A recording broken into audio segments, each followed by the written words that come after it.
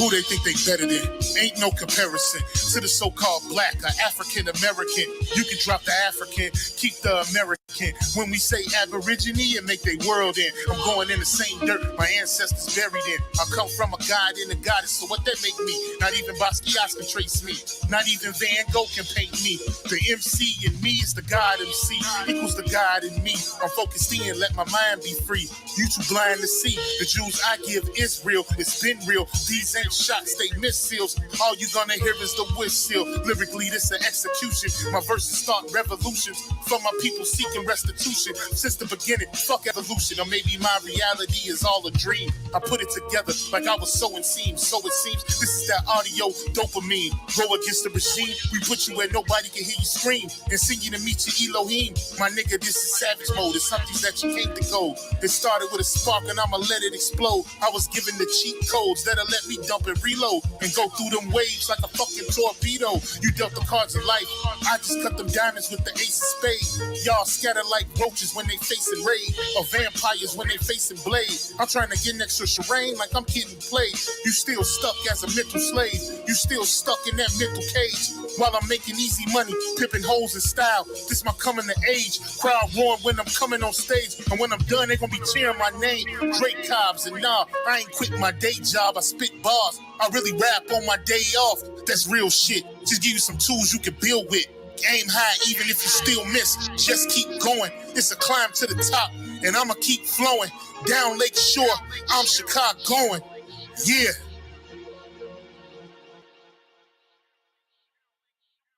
You niggas is playing checkers, we playing chess. And nigga, this is checkmate. Dre be the big dog and you just a little bait.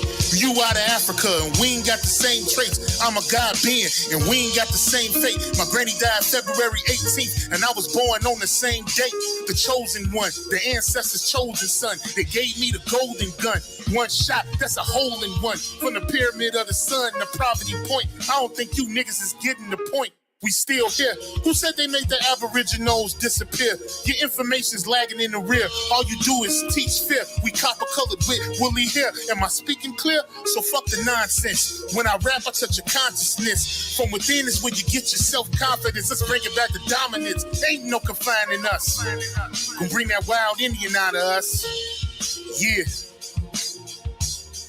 Yeah. We still here.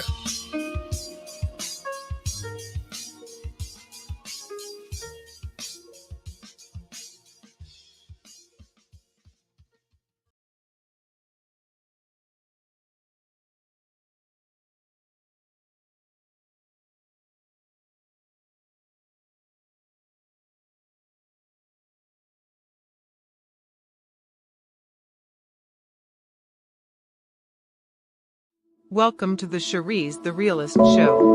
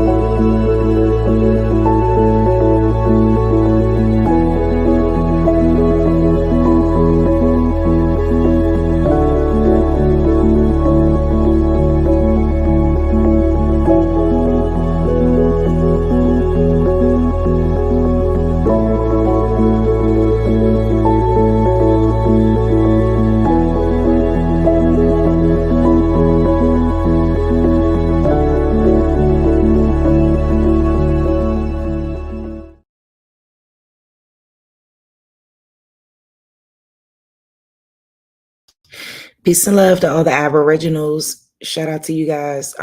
Put a sunflower in the chat. Let me know you guys can hear me loud and clear. Grand rising to everyone. Oh yeah, let me remove this overlay, child. My bad. I just kind of wanted to get that in there. This is just from a book that I'm currently reading called Black People Are Indigenous to the Americas. And it's just highlighting all of the tones, all of the things that we were called in terms of color in our descriptions.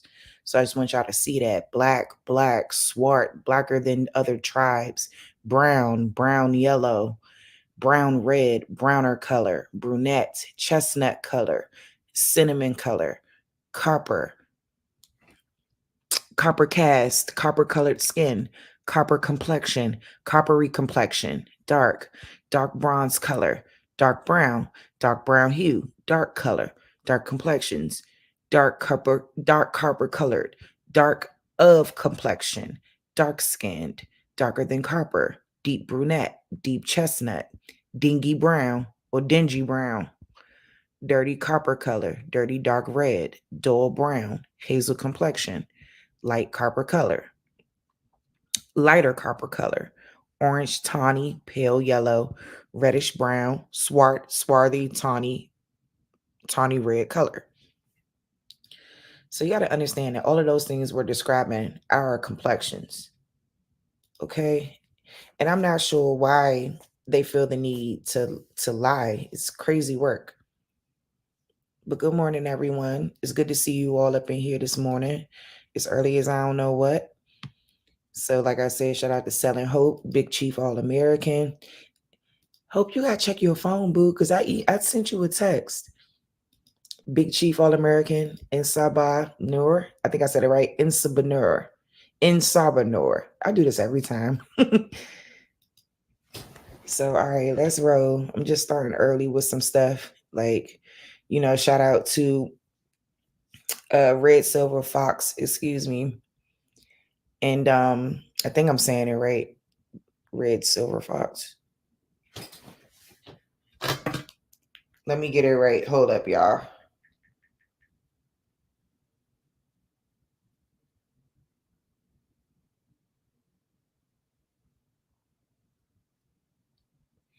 Yes, Red Silver Fox, Thunderbird, and Red Tail.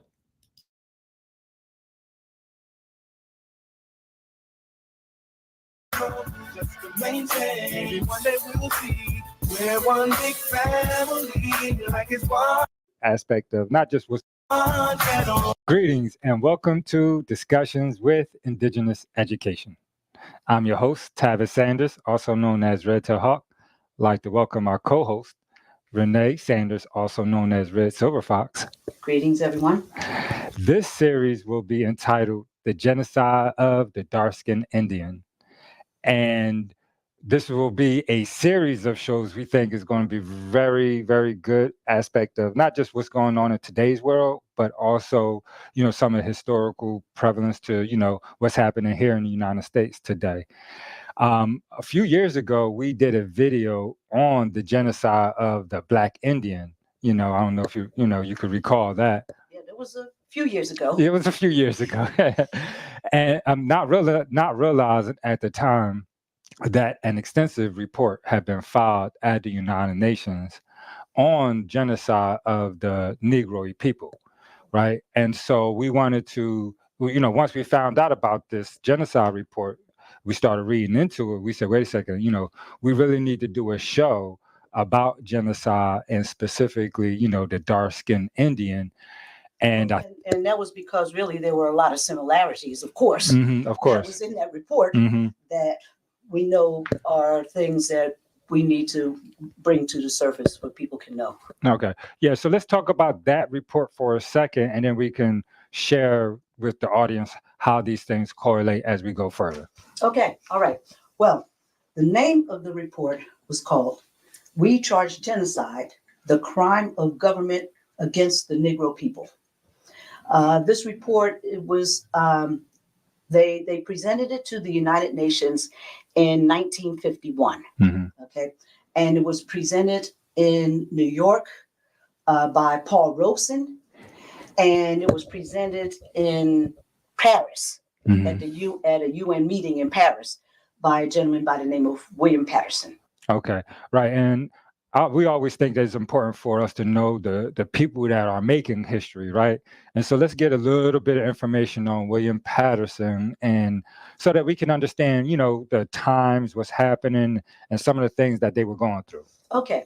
Well, William Patterson, of course, was a civil rights advocate. His father was from St. Vincent from the islands, and his mother happened to be a former slave, Okay. whose father was part of a regiment or something that was fighting in the Civil War. Okay. Um, So he's an advocate and yes, he's a yes. freedom fighter. oh As yes, oh yeah, yes. you know, and in his history, they battled through slavery, emancipation, and these things, definitely had an influence on the direction that he chose to go as a part of his path, and making history really. Oh yes. Uh, And the other gentleman, Paul Robeson. mhm, Some people may recognize that name because Right. he was a little bit more famous than William Patterson was. Okay. Okay, but Paul Robeson was an NFL football player. He was a lawyer. He was a stage actor. He Mm, was a singer. mm, He was the first Black person that was given a starring role in a movie. And he still even holds a Broadway record of the most performances, Shakespearean performances that were performed on Broadway. He still holds that record. Right. So, and again, somebody that's a history maker, right? As a matter of fact, I'm not sure if you have the quote, but didn't he have a quote about why he was doing what he was doing as far as representation was concerned? Well, it wasn't him. Okay. It was William Patterson. Okay. Okay. And it was Patterson that when someone complained that they submitted this genocide report to the United Nations. hmm And there were a lot of people that did not appreciate that. Okay. And they accused them of attacking the government, the United States government. And so William Patterson replied that it's your government, it's my country. I am fighting to save my country's democratic principles. Okay. Right. So again, another freedom fighter and advocate that's, pushing for their rights to be heard. Again, this is the 1950s, right? Shout out to Paul Robeson for standing on business, standing on American business, okay? Because I noticed that a lot of the people, the leaders in the 50s and like those early 1900s, like they were really trying to get this stuff straightened out for us. And like we just have to continue on in the same path and getting this straightened out. Like seriously, the United Nations, we got to do what we got to do.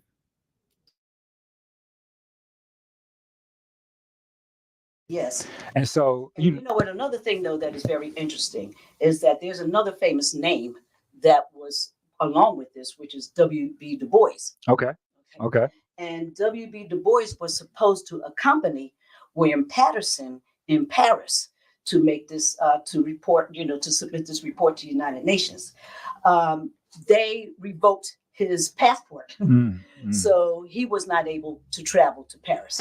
And what's also interesting, though, is that Paul Robeson's passport had previously been revoked. And so that's why he was the one that was designated to submit it in New York. Okay.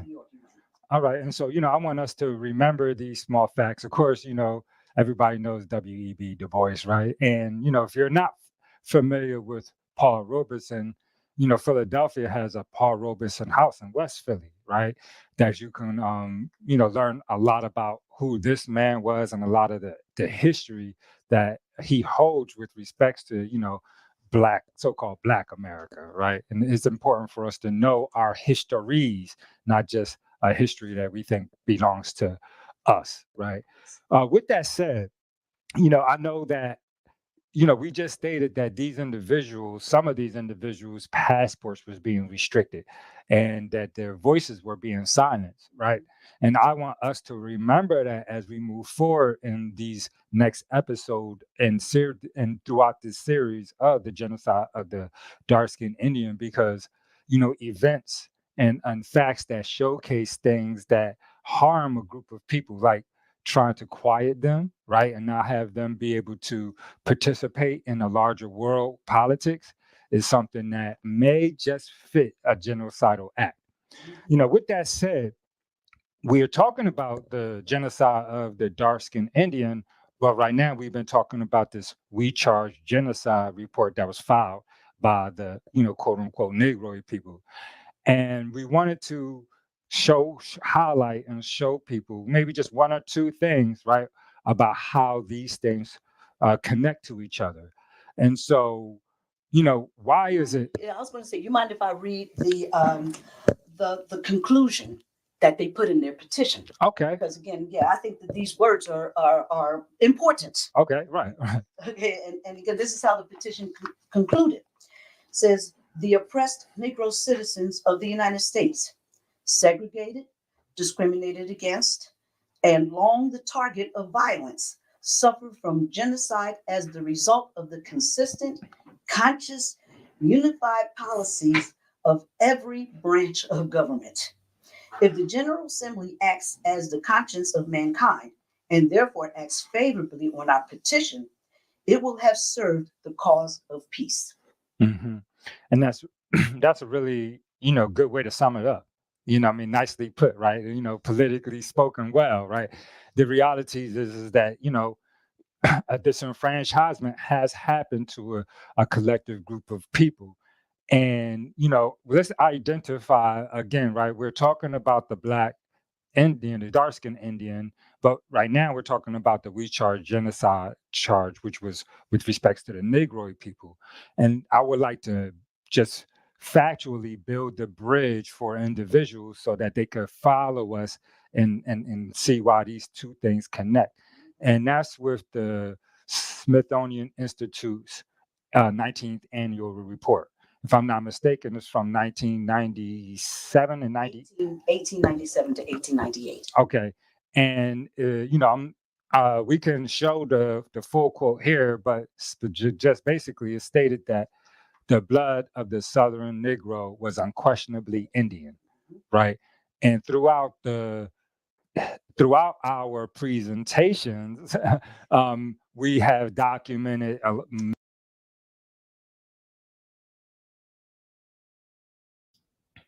All right, give me 1 second, y'all. I'm gonna put the video back on, but I just want to share something else.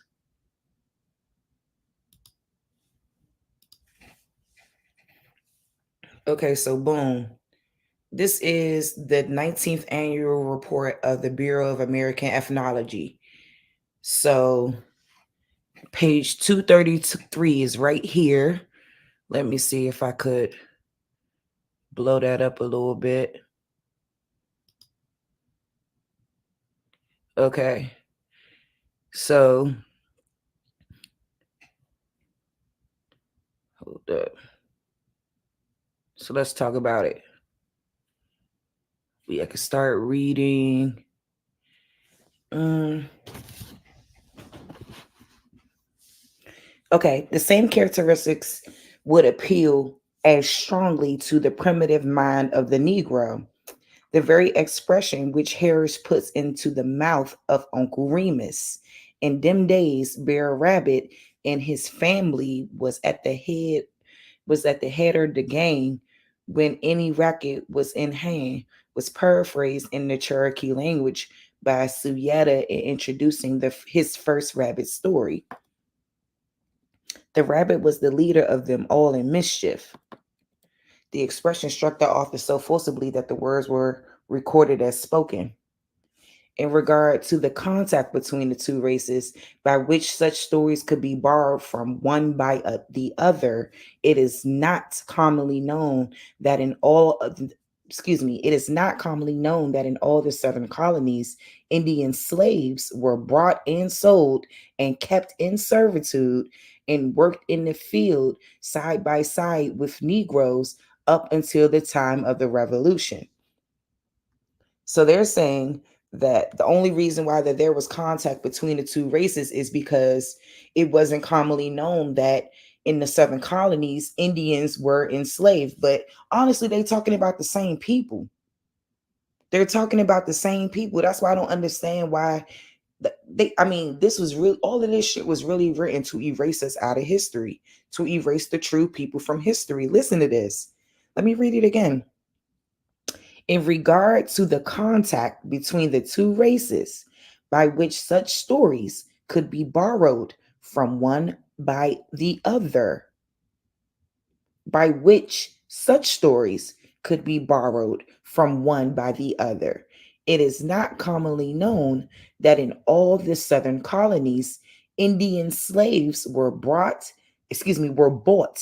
and sold and kept in servitude and worked in the fields side by side with Negroes up until the time of the Revolution.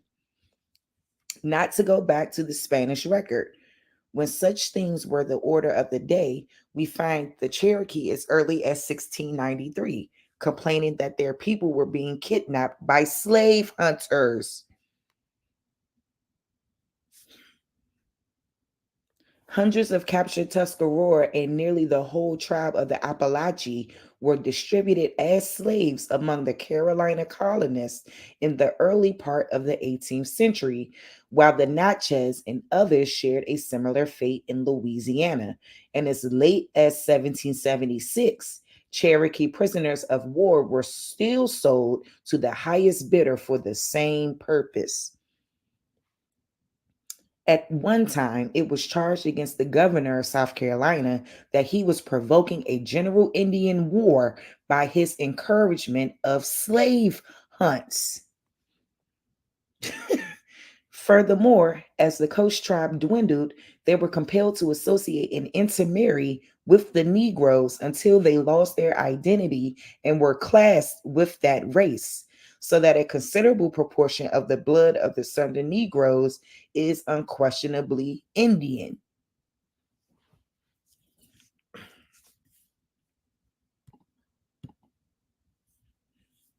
So what y'all think about that, family? Because that's insane. That is insane. Like, the contradictions in that one statement is crazy work. Because you got in one statement, they're hunting, they're continuing to they're capturing people and turning them into slaves. Like, you know what I'm saying? And then, the only reason why the Negroes are Indian is because of the intermarrying and the mingling. And that's just not true. So who was getting captured? Who was it?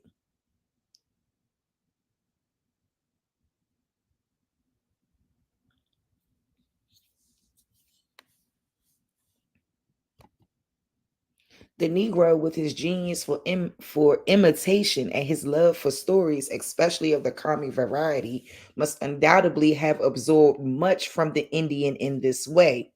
While on the other hand, the Indian, with his pride of conservatism and his contempt for a subject race, would have taken little from the Negro, and that little could not easily have found its way back to the free tribes. Some of these animal stories are common, whatever. So they go on talking about the animal stories and stuff. But that's very, very thought-provoking right there. So let me just go ahead and pull it back up real quick, because I'm not gonna be with y'all long. I just wanted to point out the contradictions in that. Like, either the Southern Negroes are Indians or they not. Y'all want to make up every excuse. Old intermarrying. So what y'all keep describing the Indians as dark, swarthy, copper colored. Y'all describe the Indians as all these complexions, but no, not those Negroes. I mean, it's really racist because they're clearly describing the Negro, clear as day. Many factual ways and historical relevance and all kinds of information that you can go back and research and watch in our shows so that you can understand how the idea of a brown skinned indigenous population that was mixed up, right? And eventually was assimilated into what is now being called the Black population. So we're talking about a specific group that's been lumped into a larger history. And we're showcasing a very unknown and admitted history and highlighting why genocide might actually fit the legal framework of what has happened to us until this day. Yeah. And so we're going to leave it there. And when we get back, we can actually start to learn about genocide, and maybe look at the definitions and maybe some small things before we go. Okay. All right. So we'll be right back with more discussions with indigenous education, the genocide of the dark-skinned Indian. Greetings. I'm Red Silver Fox, co-founder of Indeed Indigenous Education, and I would like to invite you to visit indedushop.com. That's indedushop.com, and help support our mission to educate the public of the omitted history of the brown and dark-skinned indigenous population of the Americas. And as always, we would like to thank you for your support. You're watching Discussions with Indigenous Education. Welcome back to Discussions with Indigenous Education, the genocide of the dark-skinned Indian. Right before the break, we were just talking about the We Charge Genocide report and the filing that was presented by, certain individuals back in the 1950s charging the United States with genocide. And the reality is that these individuals were quieted. Their passports were taken from them. Their travel was limited, right? They had FBI files against them, right? And in future shows, we're going to find out that those are things that were utilized that are tools of genocide. Right. And so it's important for us to remember this as a part as we go through this. We also, talked about, specific facts like our Smithsonian Institute's 19th annual report, right? Page 233 for those individuals that would like to reference this information, right? And so let's actually start getting into the meat of this, right? They have a little bit of backdrop about, the dark skin issue in the United States as a whole. But let's talk about genocide for a minute. And I guess the first thing we could do is actually, talk about genocide, where it came from, the definition of it. And so where do we begin? Okay. Well, what is very interesting is that, and I know most people don't realize, is that genocide was a new word that was just coming up around World War II. It was first coined in a book in 1944, yes, by the name of a gentleman by the name of Raphael Lemkin. He wrote a book that was called The Axis Rule in Occupied Europe, and he was addressing the atrocities that were happening to the Jewish people during World War II. And so, again, this was a new terminology that was just first seen in this book in 1944. What it is actually. Well, before we get into what it is, okay, let's talk about Lemkin for a second. Okay. Because again, I feel like the individuals are important, right? And why these things are happening at the times that they are happening, and what influenced these individuals to take these steps. Again, these people have made history, right? And so, Lemkin was born in Poland in 1901, right? And he actually was also into law, right? He helped draft the Poland's criminal code after World War I. So as a young man, he's helped draft the criminal code. And then he actually gets caught up in fighting against the Nazis when they invaded, right? And so as a part of his, as a part of being at war, he actually gets lost in the woods by himself for months before he gets picked up, and then he comes through Sweden and he comes to the United States, and he gets here to the United States, and then that's when he begins this push to have genocide be recognized as a crime. So he's informing, he's writing, he's talking to all of the political elites here in the United States. And this is still during World War II. And, from what I could tell, he actually had a large part to play in the development or at least the United States' part in the development of the United Nations, and why the United Nations really came about, which was, to stop genocidal practices and to bring about a more peaceful and harmonious world, so-called.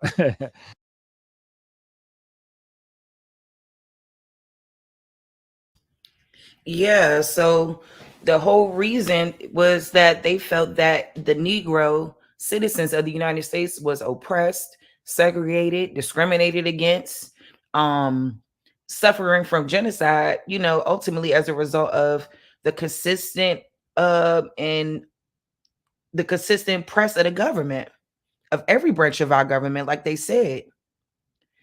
And it's just like, it's just sad to me, like, I mean, it's crazy. It's just charging that in 85 years since the end of slavery, more than 10,000 Negroes were known to have been lynched, an average of more than 100 per year, and that the full number can never be known because the murders are often unreported. Hey, Boo, good to see you. Blue, where you been, Boo?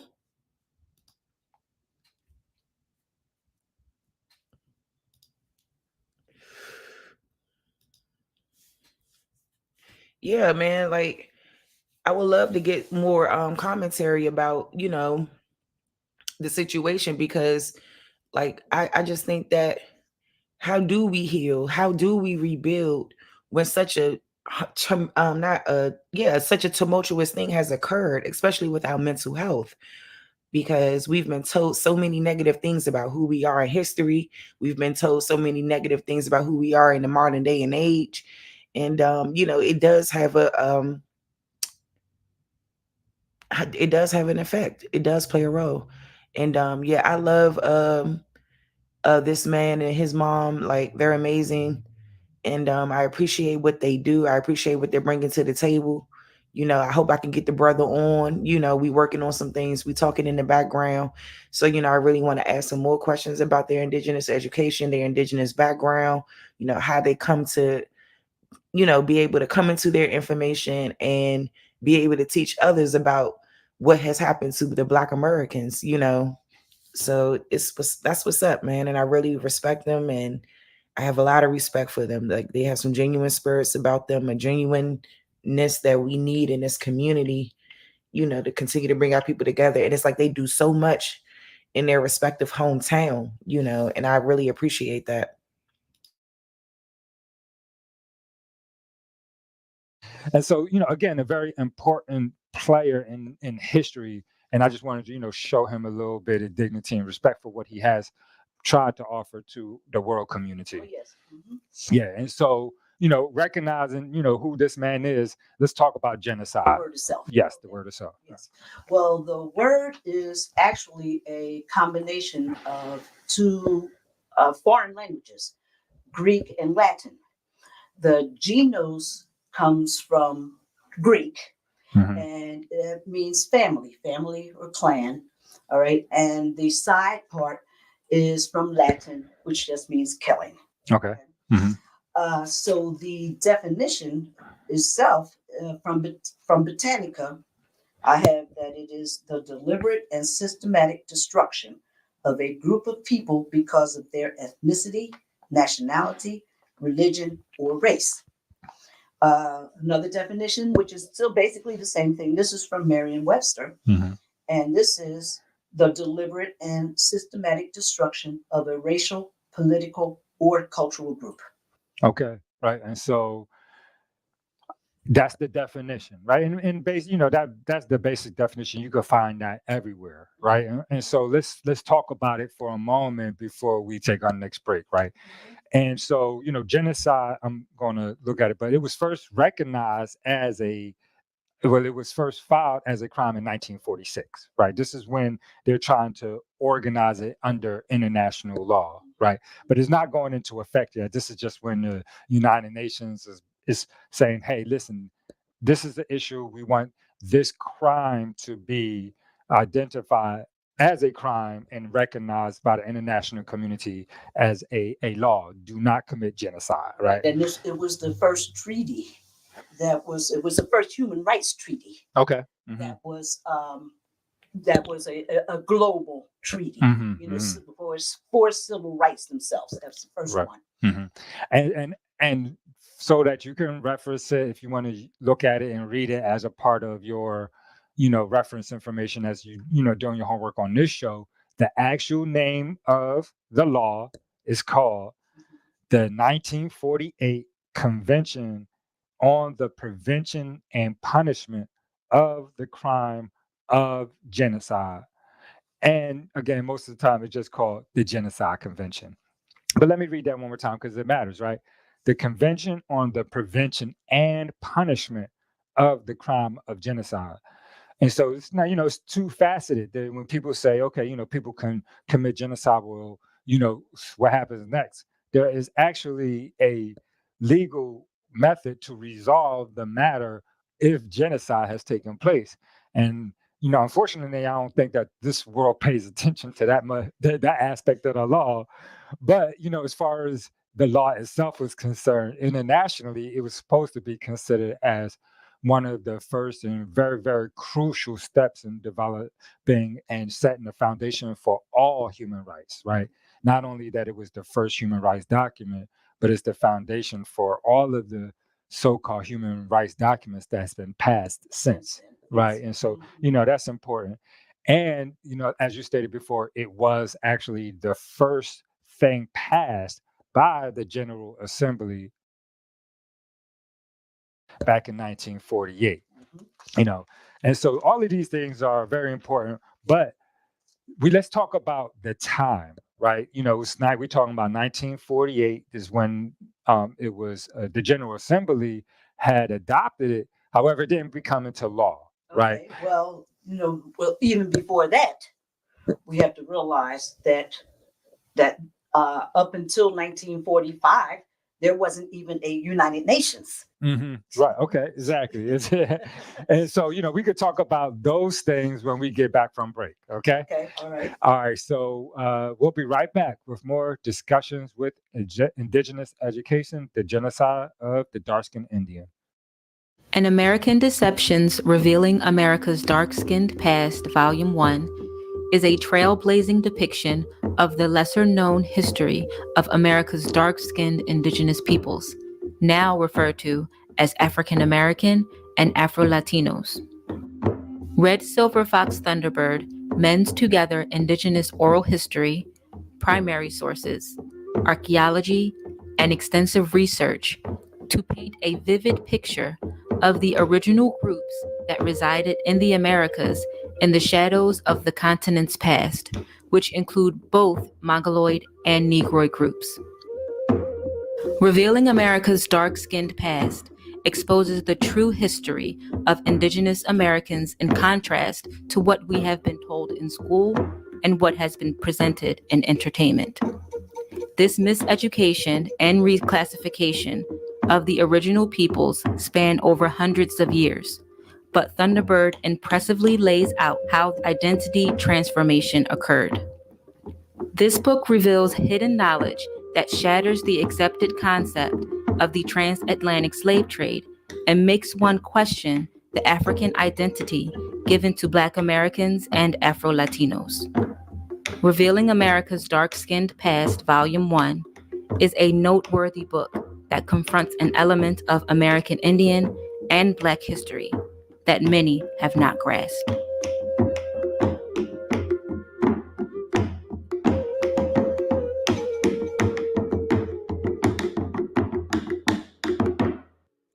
You're watching Discussions with Indigenous Education. Greetings and welcome back to Discussions with Indigenous Education, the genocide of the dark-skinned Indian. Before the break, we were talking about the United Nations, and the reality is that, a lot of these things are happening, as the United Nations is actually organizing itself, right? The Genocide Convention itself is the first thing that the United Nations does. So, let's get a little bit about a backdrop in the story so that we can have some historical context around some of these events and decisions that are being made. Okay, well, as World War II was ending, Mm-hmm. okay, Mm-hmm.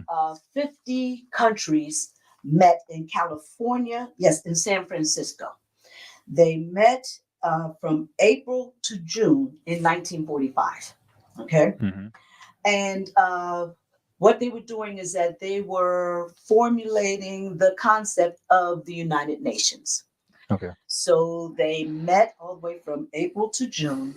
And then in June, all 50 countries signed an agreement in June 45 to become the United Nations.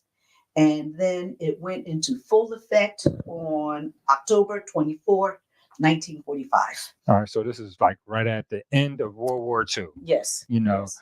and so, and again, genocide was a matter of interest at that time. If anybody knows about, the history of the world, during that time, right? Unfortunately, we're seeing a lot of the things being repeated in today's time, but that's a conversation for one of the other shows, right? Yes. And so it's 1945. The United Nations has come into effect, right? It's initially 50 countries, right? Yes. And so again, the first thing that they do is, as a collective group, they ratify the Convention on the Prevention and Punishment of the Crime of Genocide. Excuse me for that. I want to make sure I got it right? But it doesn't necessarily go into full effect, right? They begin this process in 1948, and then it becomes into effect, a few years later. Let's talk about that process. Okay, well, we really don't have enough time to go into all of that detail about all the finalities of the convention and everything.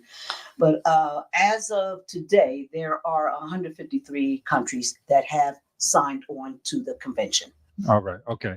And we also know that the convention is legally binding in today's world. And so even if you haven't signed on, you are still held liable against committing the crime. And that's a conversation for us, again, to go over in some of the next shows that we have on the topic. And so, again, we run out of time this one. So let's wrap it up. Let's share a little bit of the things that they learned today. And, then we can talk about what we'll be discussing next show. Right. Mm-hmm. And so, again, in this show, we know that, genocide was codified in the mid 40s, right? In the early 50s, it became law. An international law, right? It came out of a book called The Axis of Evil. And the Axis rule in occupied Europe. Okay, Axis of Evil. That's enough for me, right? It's time to wrap up. Yeah. And so if they're interested in reading that book, they can go take a look at that book. It also, came about after World War II, right? And was one of the first documents that was agreed upon at the United Nations itself, right? And people realizing really that genocide is a fairly new terminology. Mm-hmm, mm-hmm. Right. And we also know that there was a petition that was filed right after genocide became law, right? Called the We Charge Genocide Report, the crimes against the United States, right? The crime of the United States against the Negro people, right? And so definitely if you're interested in reading that, a lot of history, a lot of really important facts about the plight of darker skinned people here in the United States, whether you are diasporic here or whether you are indigenous to here. And so really important things. As we move forward, we'll start to get into the definition a little bit more, and we'll actually get into the articles in the next show. So we hope you stay tuned.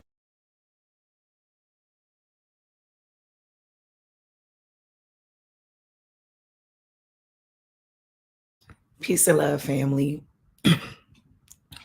Shout out to that lovely young man and his mom, that lovely woman. And shout out to all the mama chiefs. Shout out to you, mama chief. Shout out to all the women doing their thing.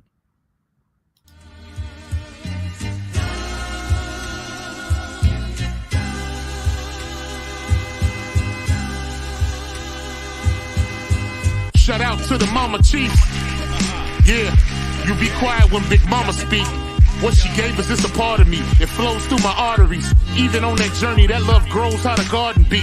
The first to teach us when we sick, the first to heal us. Mama's boy, yeah, you know, her pride and joy. Soul food, yeah, you know, I'm an enjoy. Calm you down just by the sound of a voice. There isn't another feeling inside when they cheering you on at your game and you feeling the pride. You and your siblings fighting, she gon' make you put them feelings aside. She can't lead you down the road, but she can give you the guide. Where you think I get that blissful look in my eyes? I need a side of ice cream with Bimars apple pie. You know for sure for Mama Chief, you know I'ma ride. Cause we all need our Mama Chiefs. Yeah, we all love our Mama Chiefs. The greatness, the patience, the foundation, the knowledge passed down so many generations, our motivation. I just want to thank you for my creation. Cause we all love our Mama Chiefs. Yeah, we all need our Mama Chiefs. Yeah, we all ride for Mama Chief. The dedication, I seen your tears at my graduation. Now look, my your boy that made it. You the reason I'm one of the greatest. Yeah, cause we all need our Mama Chiefs. Yeah, we all love our Mama Chiefs. Yeah, we all ride for Mama Chief. Now be quiet, let Big Mama speak. And I really want to speak to that genocide piece a little bit more. You know, I show that because I want people to understand that these are war crimes being committed against us, family. And what's happening to us ain't right. And we got to get up on their head of the people who's doing this to us and, you know, figure out why these war crimes are still being committed. If they have some type of agreement with the United Nations, then on our behalf, then I think that we need to dig into that a little bit more and figure out how we can use that to our advantage. You know, we have to use the things that the ancestors put in place so that we could see reprieve. That's how I see it.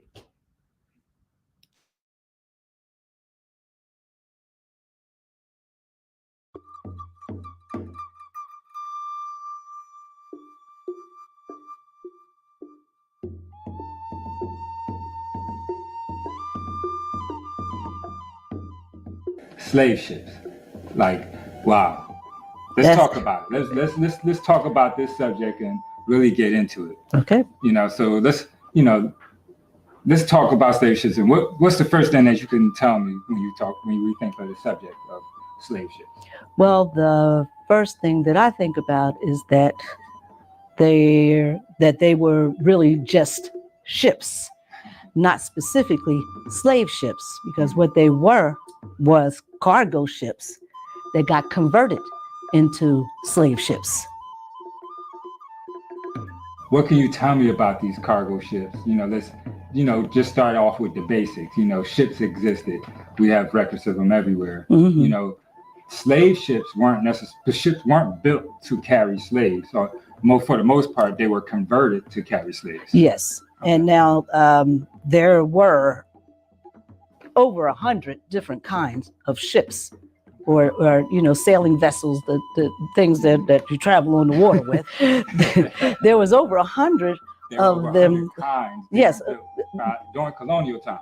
And yes, and what I found out is because I wanted to find out what kinds of ships were being used to transport the slaves. Okay. So I did go to slavevoyages.org, which is a website that is dedicated to the transatlantic slave trade. What they have is about what they say is about 3/4 of the ships that docked in the Americas. They have about 3/4 of them documented. And so if you go there, you can find out where they documented their information from, which is from several sources. And so I use it as a trustworthy website to go to. Okay. So when I went there and as I was researching these ships, I found out that there were really 5 particular kinds of ships that I kept running into over and over and over and over again. Okay. And so, what kind of ships were there? What are their names? Sloops, schooners, brigs or brigadiers, snows, and ships of the line, or what they just called them, just ships. Okay, yeah. Okay, so these ships here, and not just these ships, but other ships. The question is, okay, well, where were these ships being built? It's a valuable question because, we talk about land, we're talking about resources as far as the timber is concerned, and a lot of other things that you need in order to build hundreds and thousands of ships, So where were these ships being built during colonial times? Okay, well, we know that ships were being built worldwide. Right. We know Okay. that the Chinese were building ships way before anything else, along with a whole bunch of other people. But we're talking about colonial times.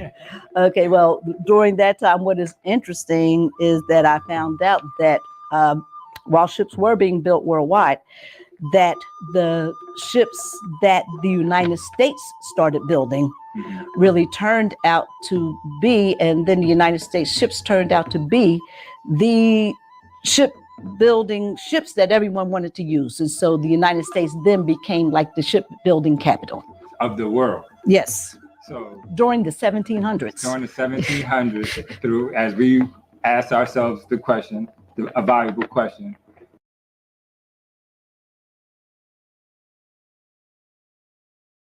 The shipbuilding capital of the world in the 1700s, but no evidence of any ships here now.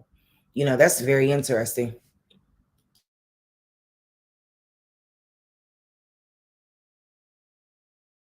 And we explore the facts that come out that, America actually was the capital of the shipbuilding industry during the 1700s. Mhm. And that's very interesting because, that's not a part of American history that's really discussed. I actually don't remember that as a part of my public education. Well, and no, and they don't really tell these things. And really, what was going on is that as these cities, or really as people were moving into the colonies, Mhm. you have to clear you have to clear the domain. You have to clear it. So they had to clear cut trees so that you can make way for housing, schools, businesses. And so as these cities started getting bigger and bigger, they were tearing down the trees, and then they were using the lumber. Of course, the lumber was being used for all sorts of things, but the ships was one of the big things because this is what was making money for the United States. Right, as we said, it became the capital of the shipbuilding industry. And so just think about the economic empowerment that it gave the United States, or at least the colonial United States, as it was developing. It was definitely a major part of the economic development, along with, of course, the slaves that were being used to build the ships. To build the ships, to clear the land, to transport the timber, to they were used in every every Let's aspect. talk about these shipbuilding yards and where they were. Again, we're talking about 1600s, 1700s. Yes, well, where they started out were at the ports. And these ports are basically where your large cities were coming up. Okay. Okay, so these ports were what turned into your major ports was Boston, Rhode Island, New York, Okay. and Philadelphia, which became very big ports up in the north. And these were the places where they became the shipbuilding capitals up in the north. Okay. Okay. As a matter of fact, in 1720, that Philadelphia. Wait a minute, let me make sure, because I want to make sure. Yes, in Philadelphia there were at least a dozen shipyards, and that is because there was an abundance of trees in that area, but also because of the waterways that they were able. Philadelphia, in particular, was able to get trees from further away than Boston or like in New York. And so what happened is that by 1750, that Philadelphia turned into the capital of making ships. Okay. So they became the shipbuilding capital, Philadelphia, by 1750. All right. And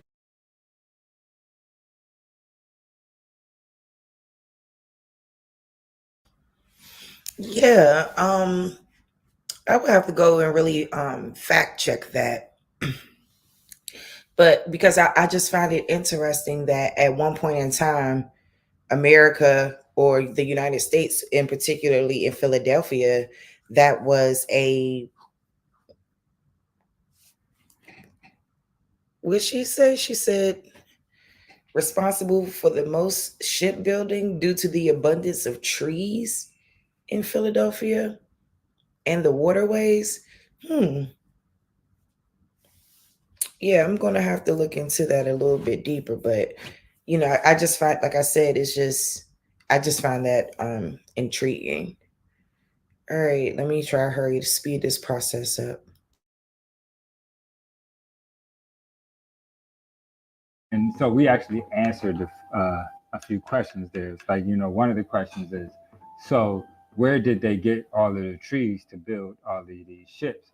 And we could say, look at the concrete jungles of the United States. How about, honestly, a lot of the trees, specifically Philadelphia, prior to colonization, Philadelphia was a straight up forest. Yes. We had waterfalls in Philadelphia. We had, Philadelphia was a forest, and then in the middle of this forest, as in most places here, big chiefdoms where you had thousands of peoples cohabitating, mound complexes, and then centered around that, they were living in tune with nature. And so, And what is interesting, though, is that many of these ports and these kinds of things were basically set up next to mound complexes. Well, how about they took over the mound complexes? Mm-hmm. They were utilizing them. Yes, okay. they utilized them because they were already there. Right. Why are you going to not use something that is already there? Okay, You right. know. And so to get back, so now, okay, the timber being used is coming from the United States. Yes. The United States becomes the major capital for shipbuilding for the world for quite a few years, at least 50 to 100 years.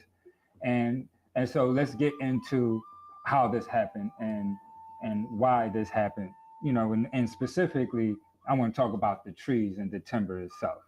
Okay, well, one of the things about Philadelphia and why it became the shipbuilding capital is not only because of location, which was, again, being able to bring the things from further away, but by the middle of the 17th century, Boston and New York, they were starting to deplete those trees. Okay.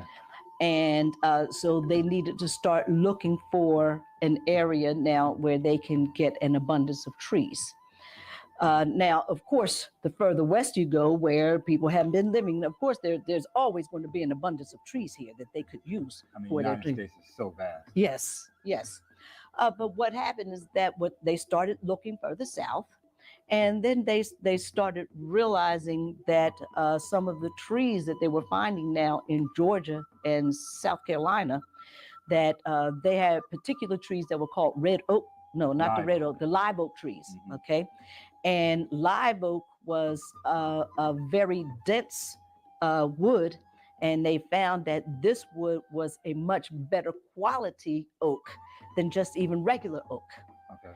So they started using this live oak now for the boats, and now you have ships now that will be lasting even longer.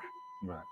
And not only were they finding this live oak down in the South, but they also found another source for pine trees, and red cedar then also became popular, especially with that type of boat that was called schooners. Okay. A lot of merchants liked the schooners and the red cedar that was used for the schooners. They were saying because the wood was very dense, it lasted, and but it was also lightweight, so it could make a trip a little bit faster than some of the other ones. And if I'm not mistaken from the research, that ship's hair being built in. I love how she's being so detailed about it too. I love that.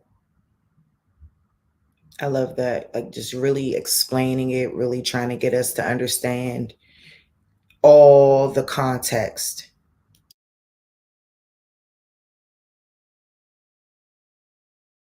Americas because of the wood and because of the wood.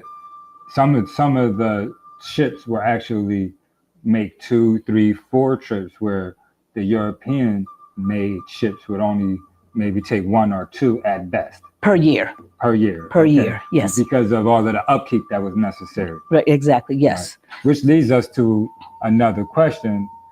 I was wondering if we should include this because it kind of goes off topic, but it doesn't. Because, first we're talking about the slave ships and the fact that they existed, the fact that we have so much information about it also verifies all of the information we have to prove the low numbers of Africans being shipped directly into the United States. Is further verification of, the statement that everybody running around with, only 5% of the slave population came directly from Africa. I think I heard that a couple of times. Okay, yes. But beyond that, as we contemplate that idea, when we start doing research on the ships and what was happening, and we started looking, we like to look at the journals, we like to look at the logs, we like to look at the numbers, cargo, what was being carried on this trip, how many were on the ships, how many people were on the ship, how many were crew members versus how many were passengers. And slaves. what is interesting, which we really didn't get to, but the numbers that were on the ships, most of those ships were carrying less than 100 people. The Right. ones that I ran into. Now, of course, there were that carried more, but you'll see like the ships that were like schooners and the sloops. They were not very large, so they didn't carry a large cargo because they had additional cargo besides. Yeah, because I know for a fact that the Lenni Lenape, actually, I believe that was the tribe that was in cahoots with who was that? Is that George Washington? Or maybe it was someone else. And I know someone was trying to get through certain territory up there in Delaware, but couldn't get through there. And they had to go to the Lenape in particular to try to get through. I don't know. I'm trying to make sure I'm understanding that story correctly, because there was some type of contract or something made, because the Lenni Lenape, that's what, Delaware, New Jersey, right? Peace and love, Navi.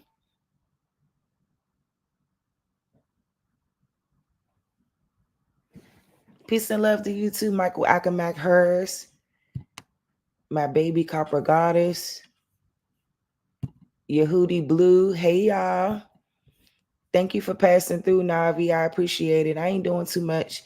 We just going over some stuff, just trying to ask questions, get a better understanding of some things, And that's it. Like, this video is about where are the slave ships.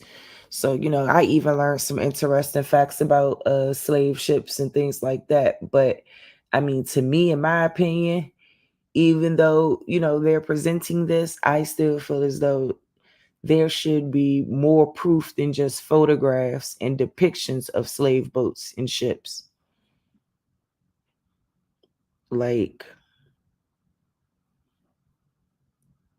yeah, that's just my take on it. How do you guys feel? Do you feel like that they should have been able to give us more verifiable proof of slave ships? Or do you feel like the proof that they've provided is sufficient enough? Let me know in the chat.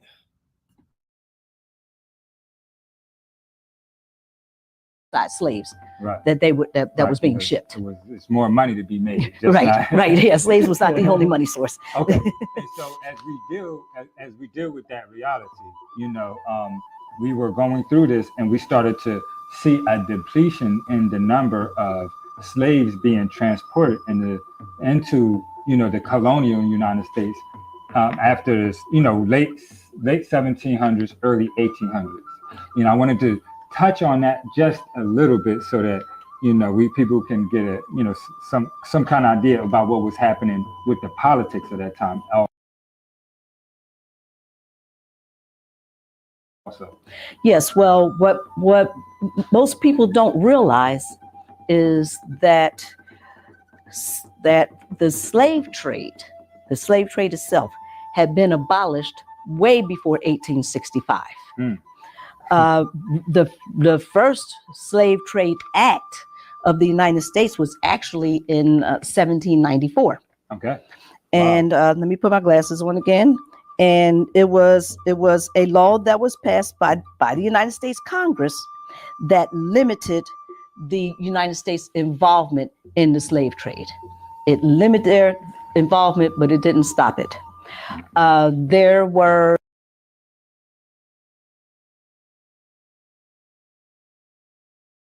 Interesting.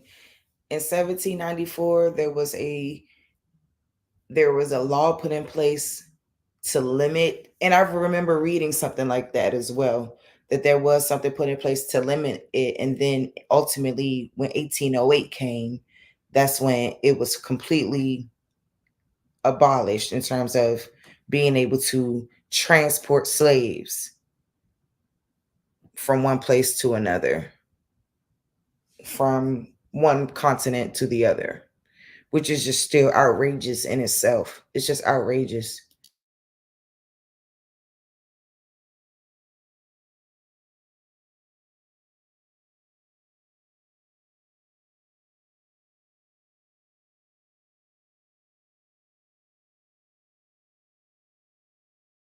several amendments that were added to that, trying to strengthen the act. And they finally came out in 1807. It came out, as a matter of fact, on March 2nd of 1807. And it was a bill that was called, and I have to read it, an act to prohibit the importation of slaves into any part or place within the jurisdiction of the United States from and after the first day of January in the year of our Lord, 1808. So what this means is that what was to begin on January 1st of 1808 is that they were supposed to be outlawing the importation of slaves.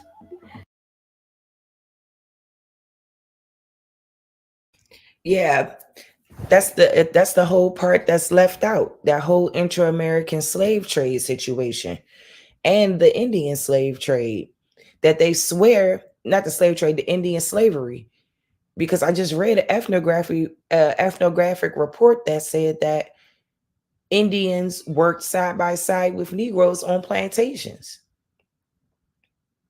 But why we don't see that in history?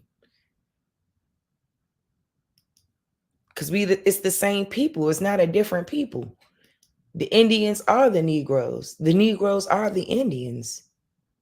And I don't like how even in 1897, they out there trying to erase the history. But they clearly said it's not commonly known. Hold up, let me show it again.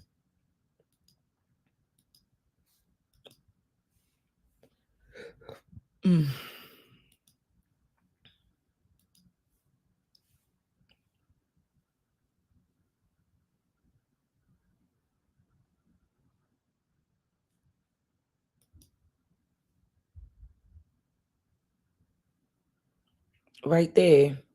In regard to the contact between the two races, by which stories could be borrowed from one by the other, it is not commonly known that in all the southern colonies, Indian slaves were bought and sold and kept in servitude and worked in the fields side by side with Negroes up to the time of the Revolution. I just want to know how these people was owning us. They want to swear these Mongoloids was owning us. No, they was not. The fuck? They was out there too. I'm confused. If that's the case, But we know, and like they put in the history, like we were the only ones out there on plantations and things. The only Indian that could have been out there on the plantation is the Negroes. Y'all feel me? Put some sunflowers in the chat if y'all feel me on that one, because this is diabolical. I just wanted to go back to that just to kind of talk to Navi in regard to how people confusing that shit. It's just because what they've done, they definitely are confusing the two. They are big time.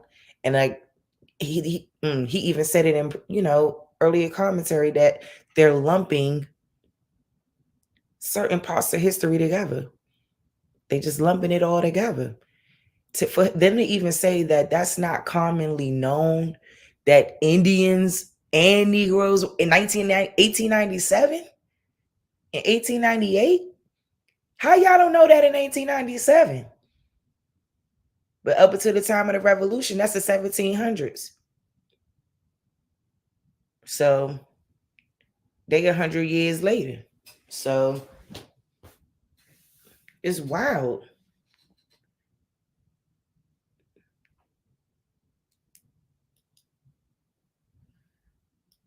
Now, what we have to realize is that this was the importation or bringing them to the shores of the United States.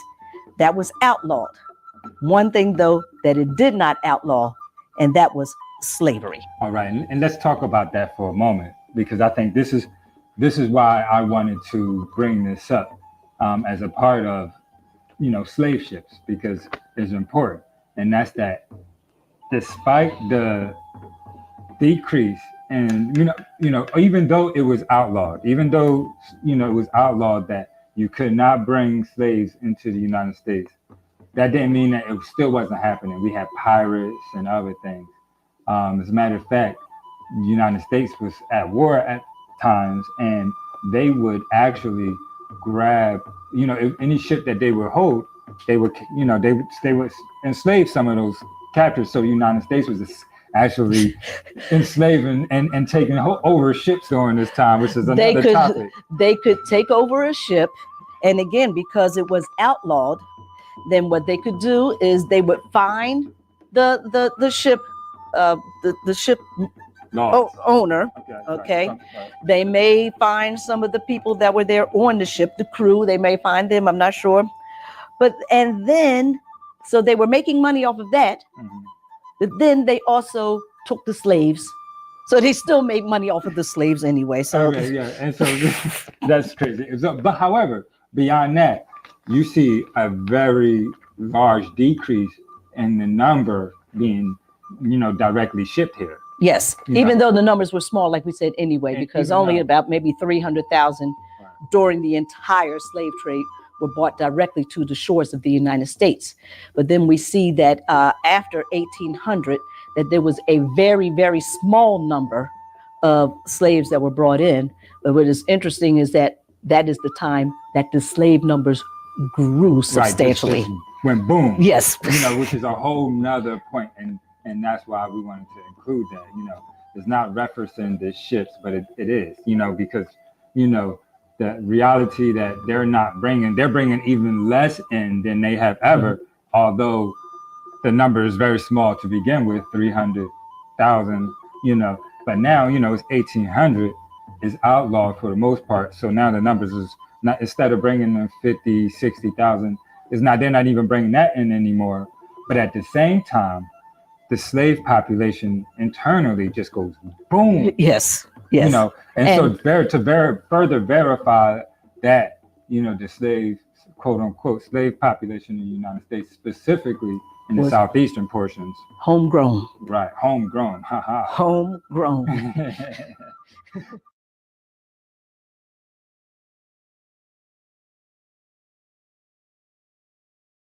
Yes, I really enjoy the authentic content. Hold on, y'all. I got one more, and then I'm going to go ahead and get on out of here. I'm not going to hold y'all long. I want to show one more. And in the meantime, I hope y'all doing well. Grand Rising to everyone. It's a beautiful day. The weather outside is lovely. I'm not going to even hold y'all, okay? So I hope y'all having a good one, because I gotta get ready and get, prepared a little food out that I already prepped so I can cook my baby up now. So I got one more to show y'all, then I'm rolling out.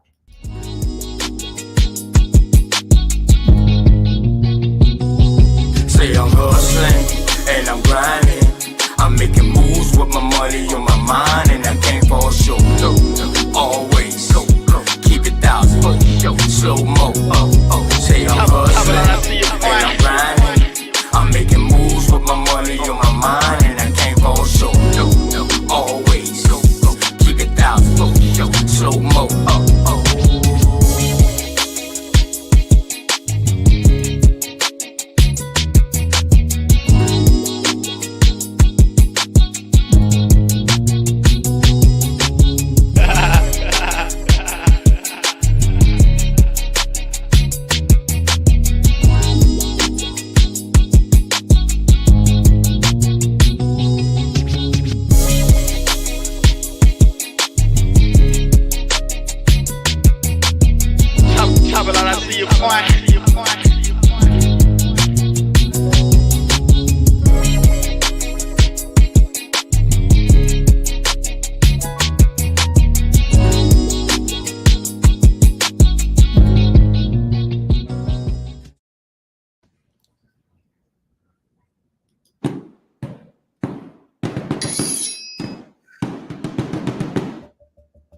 There has been an ongoing debate as to whether the Irish were the first slaves in the Americas, predating the first Black African slaves by almost a decade.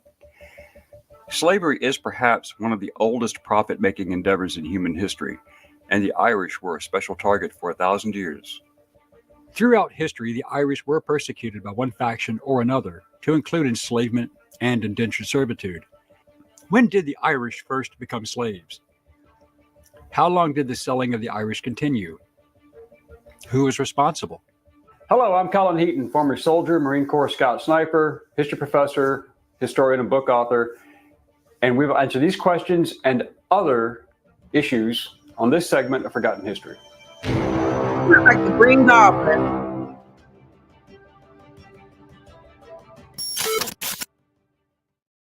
What's wrong with these burger buns? They taste perfectly delicious, but due to a production mishap, their bottoms are slightly curved. Some groups deny the Irish slavery under English and later British rule, claiming that this was nothing more than voluntary indentured servitude, which did exist. However, there are counter-arguments that will be challenged here. There is a legitimate dispute as to the numbers enslaved, especially during the 17th century before the Act of Union in 1707. The official British legal terminology used was indentured servants. Whether the servants in question had willingly signed the indenture contract to emigrate to the Americas or were first to go. Many were forced. Therefore, those transported unwillingly and effectively sold were not considered to be indentured. This included political prisoners, vagrants, convicts, political activists, thieves, prostitutes, or people who had been defined as undesirable by the English government. The Irish introduction to slavery was during the first Viking raids in the year 795, lasting through the mid-9th century. This period saw the all of those things that he described would be considered white people who are white trash, literally undesirable to them. And a lot of them were sent to the colonies here in America for many reasons to be enslaved.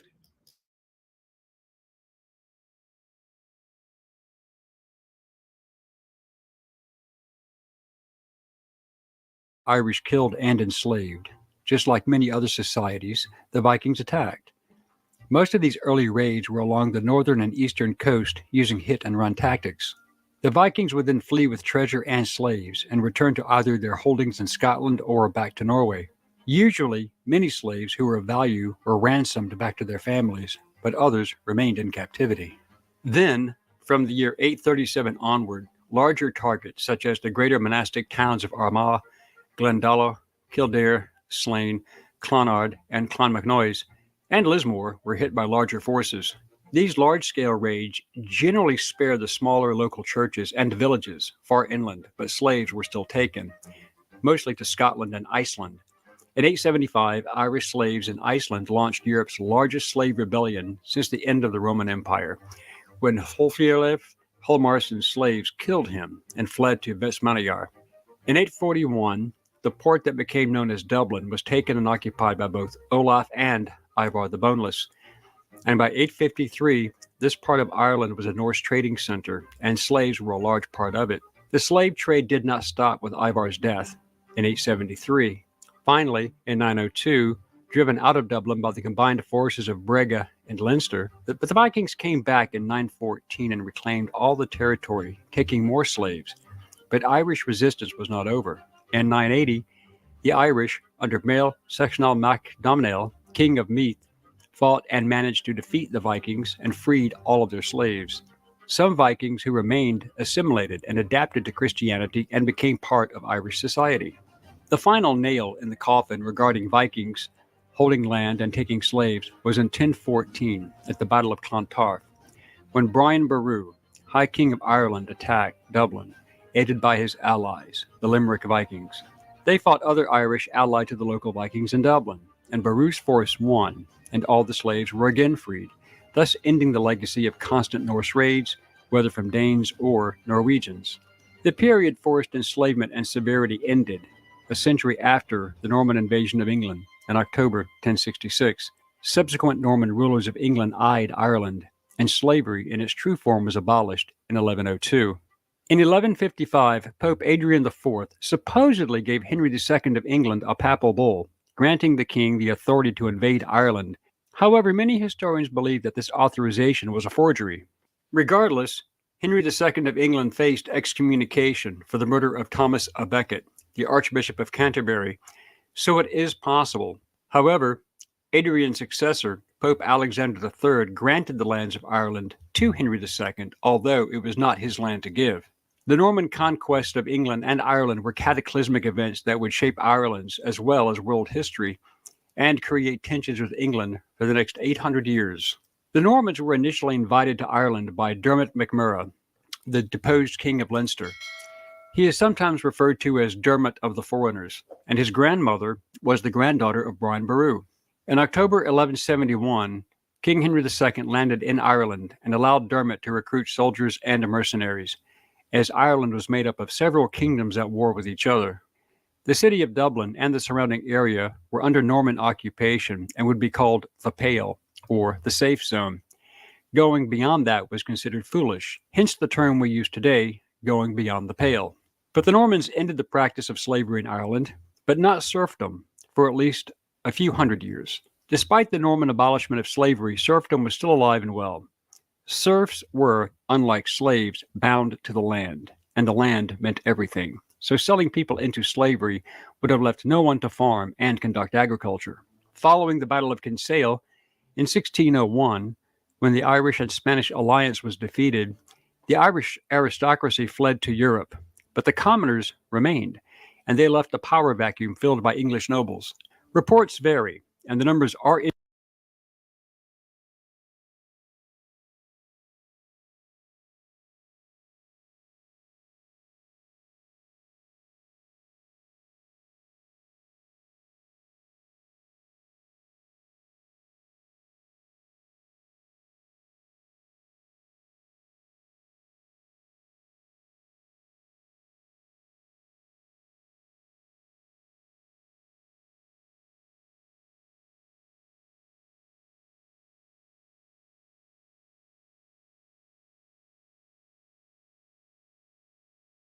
so pleased to welcome someone very special. And I think that's a wonderful accomplishment, which I'm looking forward to. One of the things I wanted to do with this book is show is first of all the title, but then the way in which in surveying American history, you really seize, as you do in the title, on language and how language has reflects our history, but also has shaped it. So just to get us started, could you tell us about the title and how you chose such a perfect title, and whether there was any debate in your publishing house whether this would be the title? There was. Okay. One of the things I wanted to do with this book is show that our notions of class have a much longer and older history. And I take it all the way back to the British colonial period, in part because even though we tell ourselves that the American Revolution, we left Great Britain, we got rid of the aristocracy, in fact, none of that is true. We borrowed a great deal from British and English culture. And two of the concepts that are sort of central to where white trash comes from is, first of all, since we have been an agrarian nation for over half our history, it's important to pay attention to rural ways of thinking about class. And the idea of white trash actually was first used by Richard Hakluyt, who was an Elizabethan adventurer who made a pitch to Queen Elizabeth about why we needed the New World. And the real reason that he felt the New World was important is that it was going to be the trash bin for the poor and the idle and the worthless people in England. Now, this, of course, upsets the apple cart on the idea that somehow everyone who came to the New World were seeking religious liberty. It's not true. Most people were coming for economic reasons, and the word that was used by Richard Hakluyt to describe these people was waste people. So therefore, the idea of trash, Thomas Jefferson Abigail Adams referred to the rural white population as rubbish. Now, we still hear that. British people still use that term today. But part of what I was trying to uncover is that two big concepts that we need to think about still shape our class system today. One is the idea of land and the importance of the civic value and the economic value and the class value of being a landowner.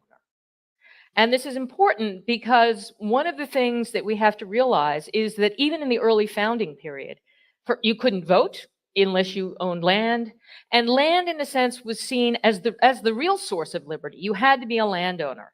So land, and if we think about why land continued to be associated with the poor were very much fashioned as either being seen as people who lived on land that was considered wasteland, because that's where waste people came from. Wasteland is land that's left untilled and fallow and is unproductive. So therefore, the waste people throughout American history end up being associated with unproductive land. For example, the term redneck is identified as being associated with people who live in swamps. At the same time, hillbillies are associated with people who live in the hills and are seen as poor.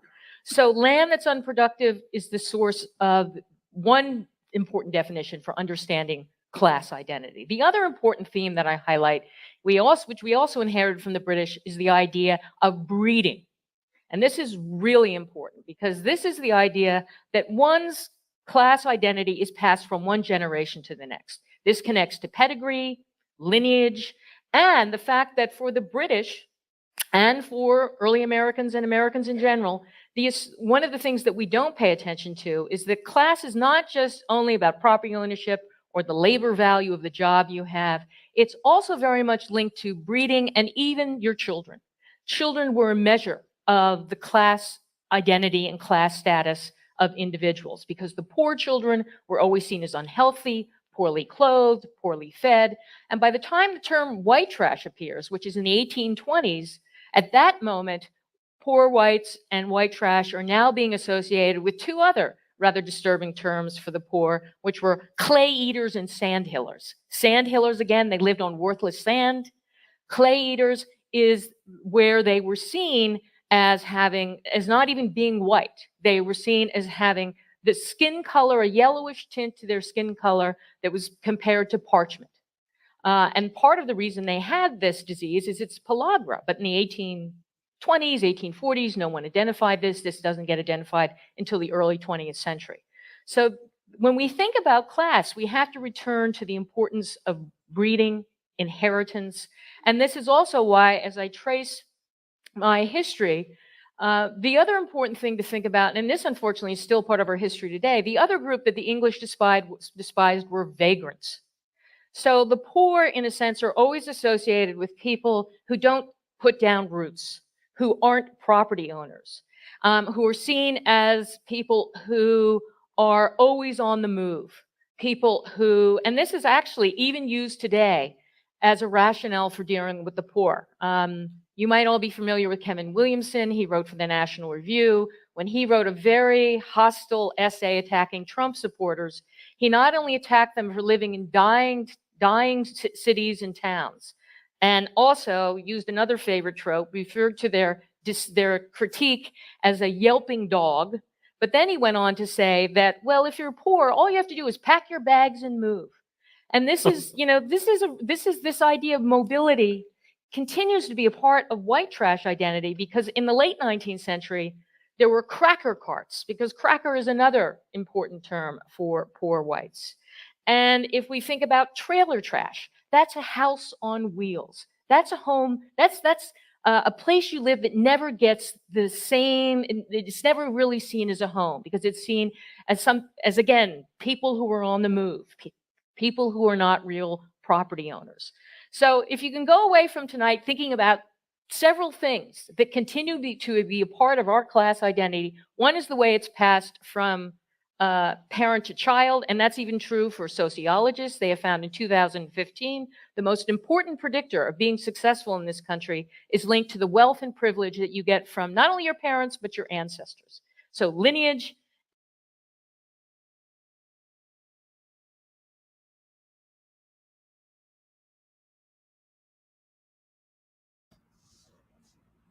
Yo, this what she's speaking about is very important when she's exploring the complex relationship between poverty, mobility, social identity, and like just the notion that the poor are transient, if you will, and they lack roots. That, it's interesting.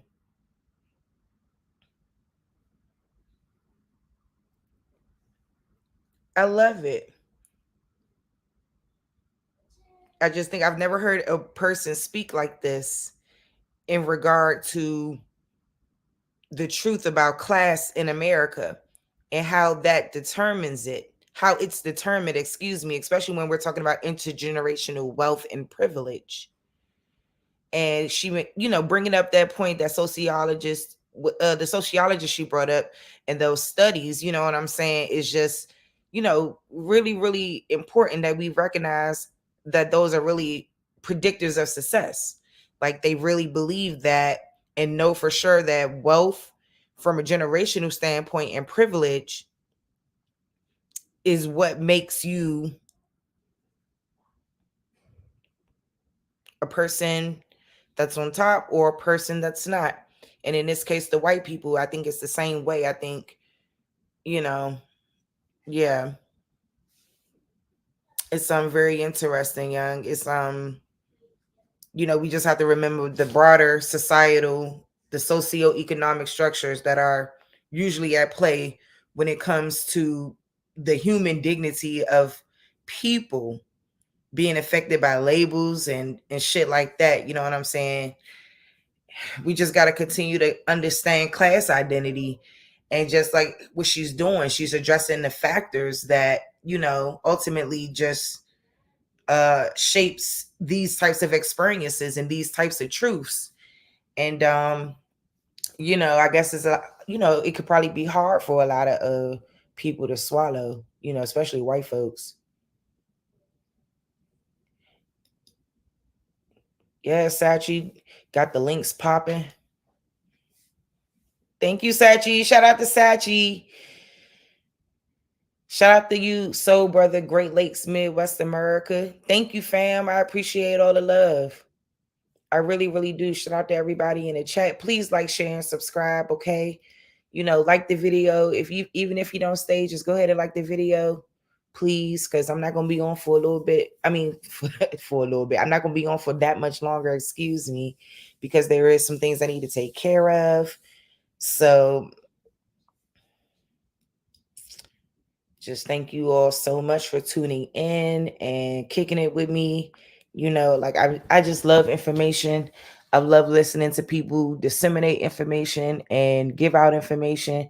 It's always important that we try to continue to engage our brain and learn something new. And, even if we know the history in terms of slavery, the slave boats, our indigenous roots, there is still little nuances of history and things within those stories and the context of those stories that we don't always know. Like when she said that Philadelphia was the capital of shipbuilding, I didn't know that. So, that's always just great, like I said, to continue to make sure that we get little points, get little, gems and things like that we can carry, when we're trying to communicate this information to other people who may not understand what we're talking about when we're saying, hey, we're indigenous to the land, and due to issues like classism, racism, discrimination, we can't seem to get past what's happened. I really do think some further steps need to happen in terms of challenging these people on the historical narrative, on the historical record, and that's why I have such a huge problem with Kamala Harris, because it's like the title of being the first Black president, the first Black female president, is such a serious thing. We cannot be just bestowing that title upon someone who does not represent our lineage, heritage, and culture and what we've been through in the United States. You know what I'm saying? I just don't agree with it. And it's people like her that has experienced a different level of class. She want to swear she grew up so middle class, you know what I'm saying? But from my understanding, in Canada, she lived in a very rich neighborhood, allegedly. Okay. So, like I said, y'all, my opinion is different. It's like I'm still within the confines of what's happening, but like I said, my opinion is still different at the same time. And I don't like what I'm seeing in terms of that. And I think that we need to go ahead and challenge everything. We living in an information age. There's no reason why we aren't really on their heads every single day. So, but I'm only playing a little bit more of this. Like I said, I'm not going to play too much. I'm not going to drain y'all to death. I wish I was able to see my Remembering Aaliyah video, man. It was really nice. My little Remembering Aaliyah live, the shit, they blocked it now. I knew they would block it though. I'm like, I don't know why they would block it though. Shoot. That shit was on somebody else's documentary. I don't know why they would block it. Unless, like the Timberland comment, they blocked that. He shouldn't have said it. Like, what? So, anyway, y'all. Yeah, they blocked it with their ugly asses. Because, obviously, Aaliyah, she is a 1 in a million. And obviously, the things that was going on with her situation, a lot of those men shouldn't have been involved in her life. None of them. But anyway, we're not going to go back to that. But maybe I'll do more of them. And y'all probably just have to catch them when I do them, because they'll probably turn around and block them. Yeah, I saw that. Yeah, there's a video out about that. I was going to play that last night too. They said she was at the Diddy party. I said, don't do my baby.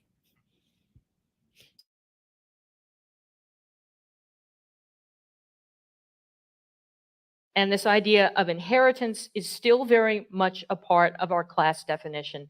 The other is this idea of breeding. Breeding is not only the way we might think of it in a positive term as acquiring taste or skills.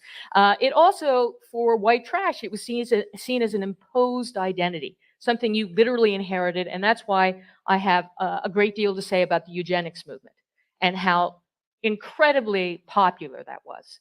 Everyone subscribed to this ideology. Professors at Harvard, leading politicians like Teddy Roosevelt. As you know, the major institute for studying eugenics was in New York, was in Long Island. Charles Davenport was the head of that. So these 3 concepts, mobility, vagrancy, breeding, pedigree, land, and property, I think still continue to be extremely important ways for how we sort and divide people, because class isn't just about the money you earn. It isn't just about your job and the status. It's also bodily. It's also seen as the way you appear. And that's why white trash were always seen as, children who are barefoot, diseased, and that this is sort of the dark side of class that really did define this cultural pattern that gets reinvented as the terms get reinvented across history and time. Well, so I'll come back to the fight you had with your publisher, or discussion you had with your publisher about the title. But Frank, I wanted to ask you to speak to this issue about mobility, the idea really that we have of America as a place of liberty and mobility. I mean, where what Nancy is saying is that the mobility is actually in many ways an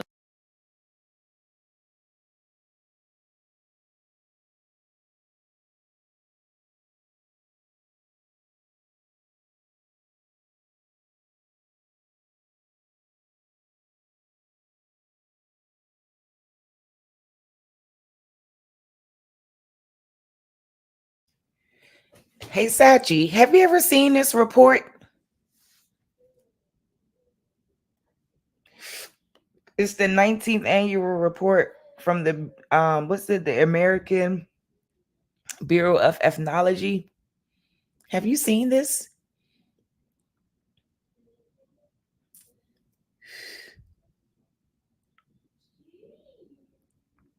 I find this whole statement to be extremely interesting because people only put that they only put the last part of this in their when they cite it. But I find the whole statement to be very interesting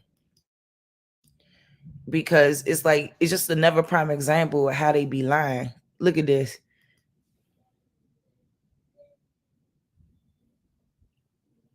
Yeah, but the first part of it was what was astonishing to me.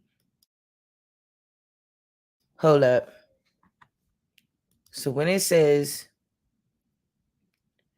in regard to the contact between the two races, by which such stories could be borrowed from one by the other, from which such stories could be borrowed from one by the other, it is not commonly known that in all the southern colonies, Indian slaves were bought and sold and kept in servitude and worked in the fields side by side with Negroes up to the time of the Revolution.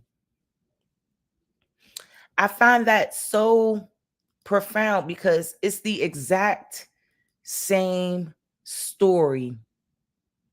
The Indian is the Negro is the Indian. Now, how is it not commonly known in 1897 that Indian slaves worked side by side, allegedly, with Negroes? And the intentionality behind separating it and calling it two races.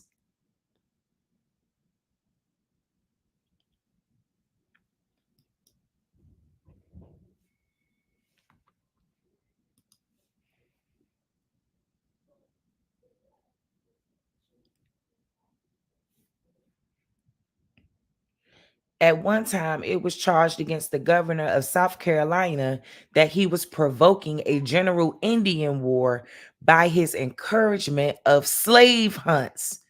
Don't it sound like the same thing that they tell us what was going on in our history? That slave catchers was trying to capture us and throw us into slavery and all of this carrying on.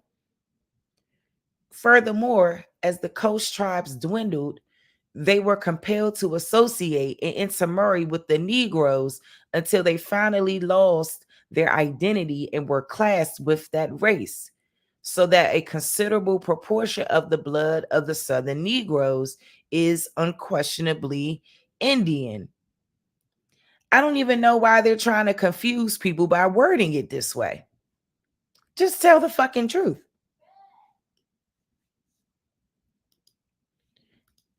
That's why I be hating that stuff.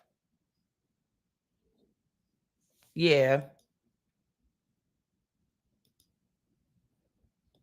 And that's why it's annoying that we have to deal with the way they write history. They confuse them. They're confused themselves because they don't know. They're like, they may be Indians.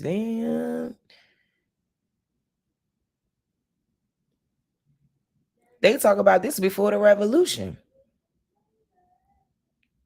What slave boat is they talking about? Okay. So anyway, y'all. Let me see. It's 11:10.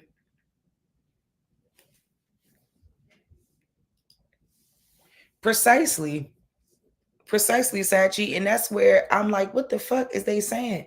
That's crazy to me. That document is basically saying that's one and the same. Y'all are trying to distinct and make a distinction between a lighter complected person and a darker complected person. Or whatever you're doing. To somehow legitimize that story,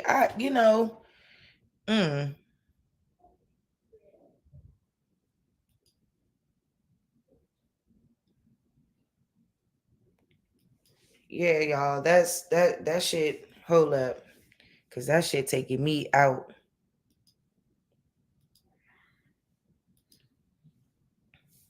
And it's not known. Is it not known, or is you putting what you want there?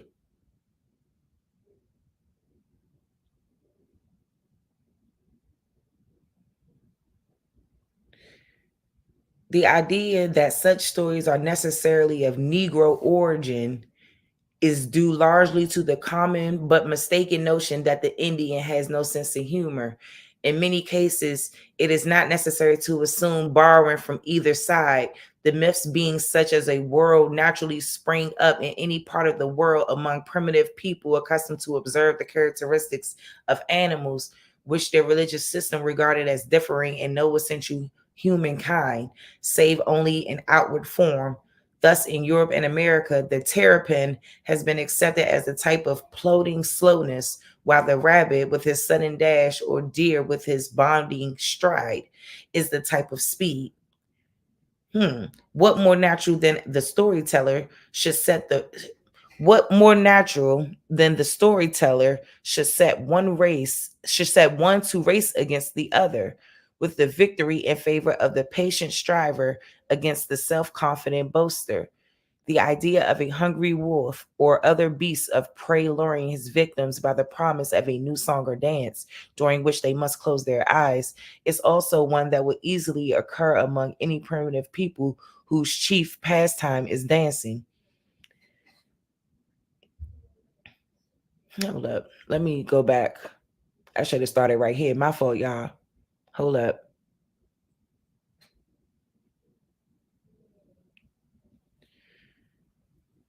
His genius imitation and his love for stories, especially of the comic variety.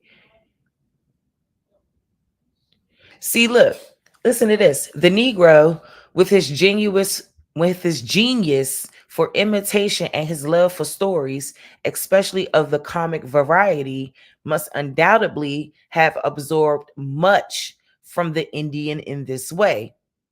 While on the other hand, the Indian, with his pride of conservatism and his contempt for a subject race, would have taken but little from the Negro, and that little could not easily have found its way back to the free tribes. Some of these animal stories are common to widely separated tribes among whom there can be no suspicion of Negro influences. The famous Tar Baby story has variants not only among the Cherokee, but also in New Mexico, Washington, and southern Alaska, wherever, in fact, the pinyon or the pine supplies enough gum to be molded into a ball for Indian uses, while the incident of the rabbit dining the bear is found with nearly every tribe from Nova Scotia to the Pacific. The idea that such stories are necessarily of Negro origin is due largely to the common but mistaken notion that the Indian has no sense of humor. What is he talking about? Do y'all hear this nonsense?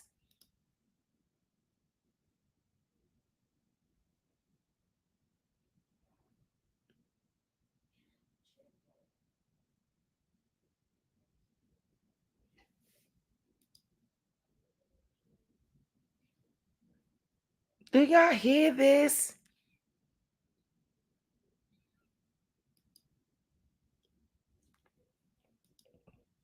That's why the real Moors use white as in status today. In fact, the Moors fought to not be called black and was never called black on TV or on paper. You meant on paper or on people? What y'all think about that, yo? Isn't that crazy? They say that the Indian was a servant in the Negro household, right?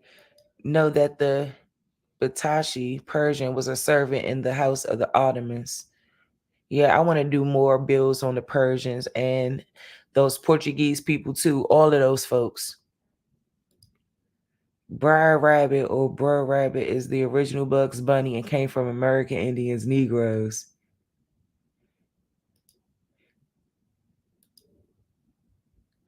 Yes, y'all. Seems writer is hell-bent on separating one people on so much he contradict. Look at that shit. You see it? That's what I said. We gotta really read, because if we don't, we'll never understand what these people be doing. Lying. Shout out to Bugs Bunny. Because I always loved Bugs Bunny growing up. Period. Okay. So anyway, hold up. Yeah, we think we are either the house nigga or a field nigga. They told a good story. They did. This is sad. Oh my God. So if they know, it's one people. So why are I mean, just like y'all said, and that's what I was saying from the beginning. He's hell bent on separating Negroes from Indians. Like that's two different people, but it ain't. Look at this. This shit right here say, hold up, because I'm going a little bit back and forth. I should have just read it straight through. But certain things was just sticking out to me. It say not to go back to the Spanish period when such things were the order of the day. We find the Cherokee as early as 1693 complaining that their people were being kidnapped by slave hunters. Hundreds of captured Tuscarora and nearly the whole tribe of the Appalachi, were distributed as slaves among the Carolina colonists in the early part of the 18th century, while the Natchez and others shared a similar fate in Louisiana. And as late as at least 1776, Cherokee prisoners of war were still sold to the highest bidder for the same purpose.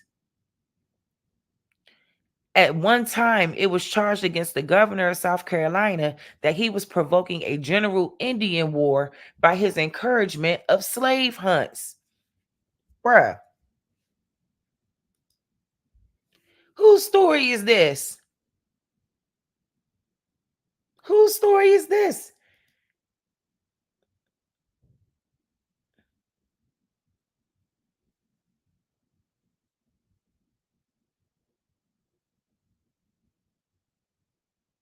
Because this is mind-blowing. They let these people put anything in history.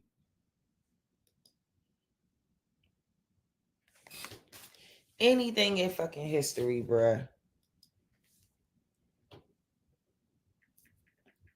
I hope y'all feeling good out there, because this is too much. This is too much.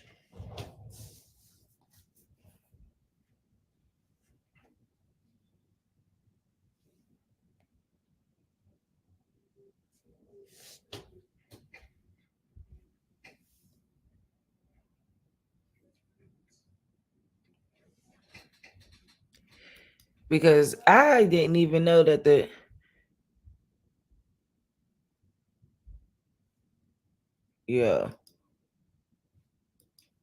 yo, hold up, y'all, because We gotta remember what's happening here, man. They smacked it, flipped it, rubbed it down.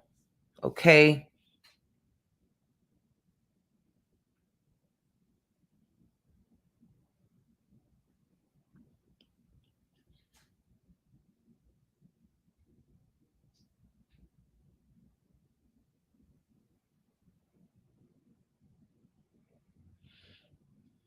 Mm.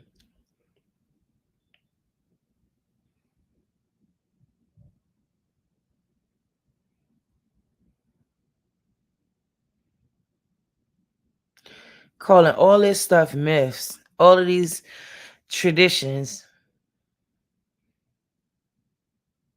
Mm.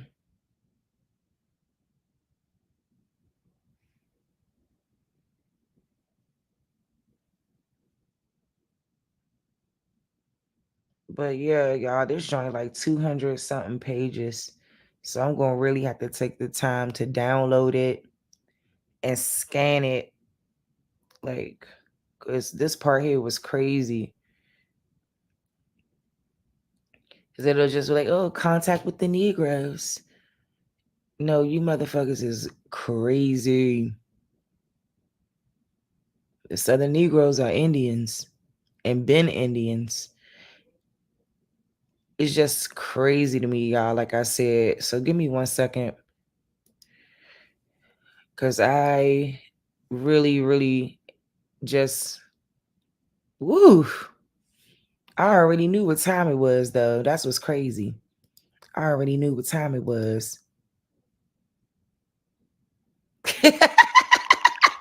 Hey, Sachi. But you right, though. That's why I showed that video on Odessa Or. Because I'm like, shit, we was doing everything. These people got their living from us. We taught them people everything they know. And, I kept posing these questions, you know what I'm saying? Especially surrounding all the Black people that own land after slavery, and I'm really excited about doing a lot more research into that, or so-called slavery, if you will, because I'm like, the notion that a slave owner would just give a Black person land is just hard to believe. What would be the reason, other than y'all swear it was because of some intermingling? Everybody didn't intermingle with everybody. And even if they did intermingle with them, why would they give the quote unquote so-called nigga the land over their white relative or white ancestor?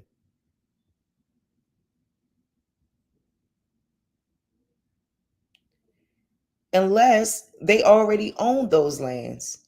And those lands never were owned by these white people that we think was slave owners, because according to history, they were slaves.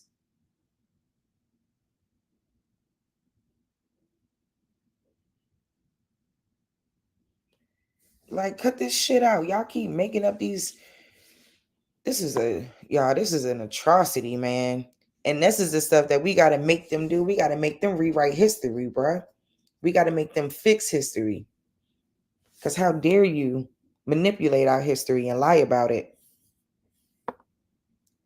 Because it's causing us a great deal of strife, young. Because I'm not going to keep arguing with motherfuckers. Excuse my language. I'm not going to keep arguing with people. Like, I'm not arguing anymore with anyone. We are who we are. And that'll never change. We are indigenous to the land. Period. And the mental health behind this Africa stuff gotta stop. Because a lot of people just, it's mental. It's mental. It's that post-traumatic slave syndrome. It's all of that. I'm serious too, y'all. It's a mental condition. And like, because in your mind, you go to school, they're like, yeah, you were slaves. With no verifiable proof. Nobody ever asks us, how do you know that?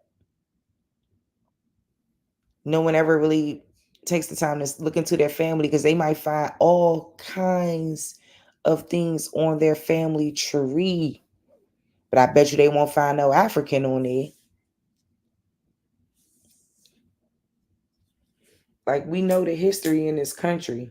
You know what I'm saying? No one's naive and stupid to think that certain things didn't take place, because certain things did take place. But I want y'all to understand and understand it. Don't take away from your original stock, family. So, like, when you look into your bloodline, like, don't get upset when you see something you don't want to see, because they manipulate records, especially race on record. That was the biggest manipulation, the reclassification. They did it in the present day, and then it goes back in history because they went back and they changed records back then. Most of those mulattoes that y'all see on y'all records are Indians. Those Negroes, those coloreds, yeah, those are Indians. And then, like I said, I love to talk about looker shit, because looker shit is one of the main reasons why this situation is the way it is. Because they look at me and be like, there's no way she could be an Indian.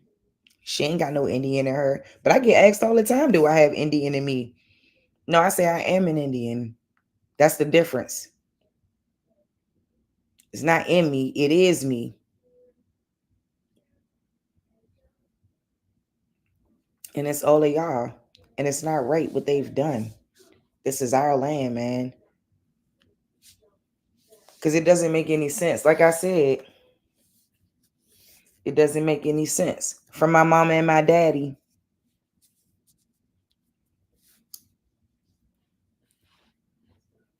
Read what that what you call them you got?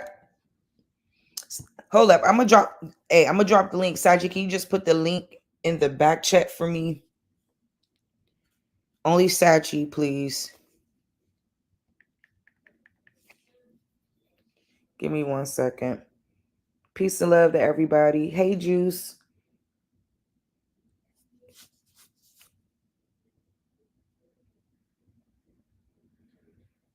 Give me 1 second. Let me drop this in here so you could put it in the back chat for me, and then I'll go ahead and pull it up and take it from there. Because I gotta go in a little bit, but I just kind of wanted to come on and share. That shape, that face, shape, nose, skull shape, medium brown complexion, those features. What you getting at, Alfonso?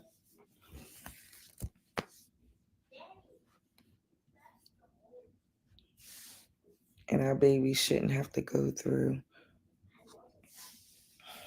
this psychological warfare and another. So I agree. It's definitely psychological warfare, for sure, because it got us wrestling with who we are every second and every minute. And then it's like when we want to say, hey, you know what I'm saying? We want to claim our identity. Like, we never came from Africa. You know what I'm saying? Like, my ancestry is proving that I'm not from Africa. Sachi, did you want to get on the panel or no? Because I don't want to add you to the stage if you don't want to get on, but I just really wanted you to put that in the back so I could pull that up.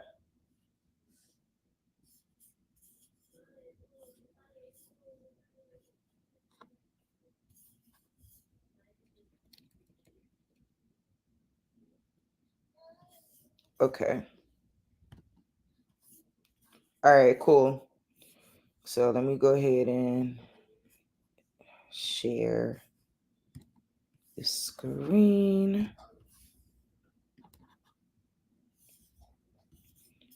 All right. Can y'all see that?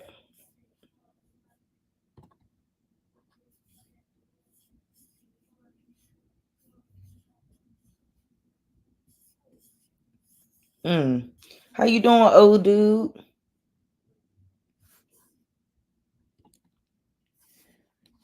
The Pamunkey Negro, Richard Bradley, the Negro who claims to be an Indian of the Pamunkey tribe of King William, was again brought before the mayor yesterday in continuation of an investigation began Monday last to determine whether or not he is an Indian. Mr. Crane, as his counsel, presented a parchment containing the following certificate of gentleman of King William County, trustees under an act of the General Assembly to have a guardianship over the Pamunkey tribe in that county. We subscribers, trustees for the Pamunkey tribe of Indians, do hereby certify that the bearer, Richard Bradley, of a bright complexion, dark hair and eyes, with 2 scars, one above the other, on the eyebrow on the left eye, about 5 feet 8 inches in height, in age 20 years, to be one of this tribe, and is thereby entitled to all privileges and immunities said tribe appertaining, giving under our hands this 17th day of January, 1851. Mr. Crane relied upon the above document to establish the fact that Bradley was an Indian. The mayor replied that he could find no law appointing the above gentlemen trustees to decide who were and who were not Indians, but he did find a law saying that any person of Indian or white descent or of any other descent who had 1/4 Negro blood or more should be regarded as a Negro. And he had what he conceived to be indisputable evidence before his eyes in the person of the woolly-headed and Negro-complected Bradley, that he had at least 1/4 Negro blood in his veins.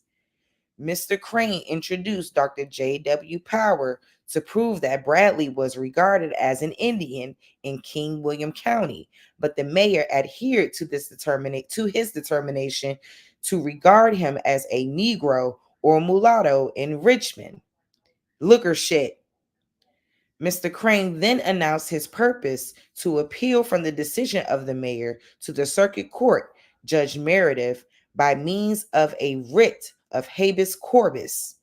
The mayor expressed gratification that such a course had been determined upon, and then Bradley was remanded to jail, where the mayor ordered him to remain until he obtains a free Negro register from the Hustings court, or until good and sufficient cause be shown why he should be regarded as an Indian. Salacious,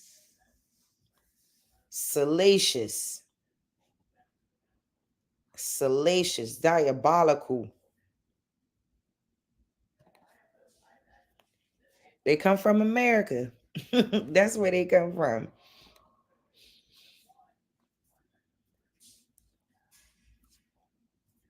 Come from the generations and generations of being in America. Just like if you is American, yours. But if you're not American, I don't know what to tell you. Hustings. It might say Hastings. Let me look at that again. It might say Hastings. It's kind of cut out.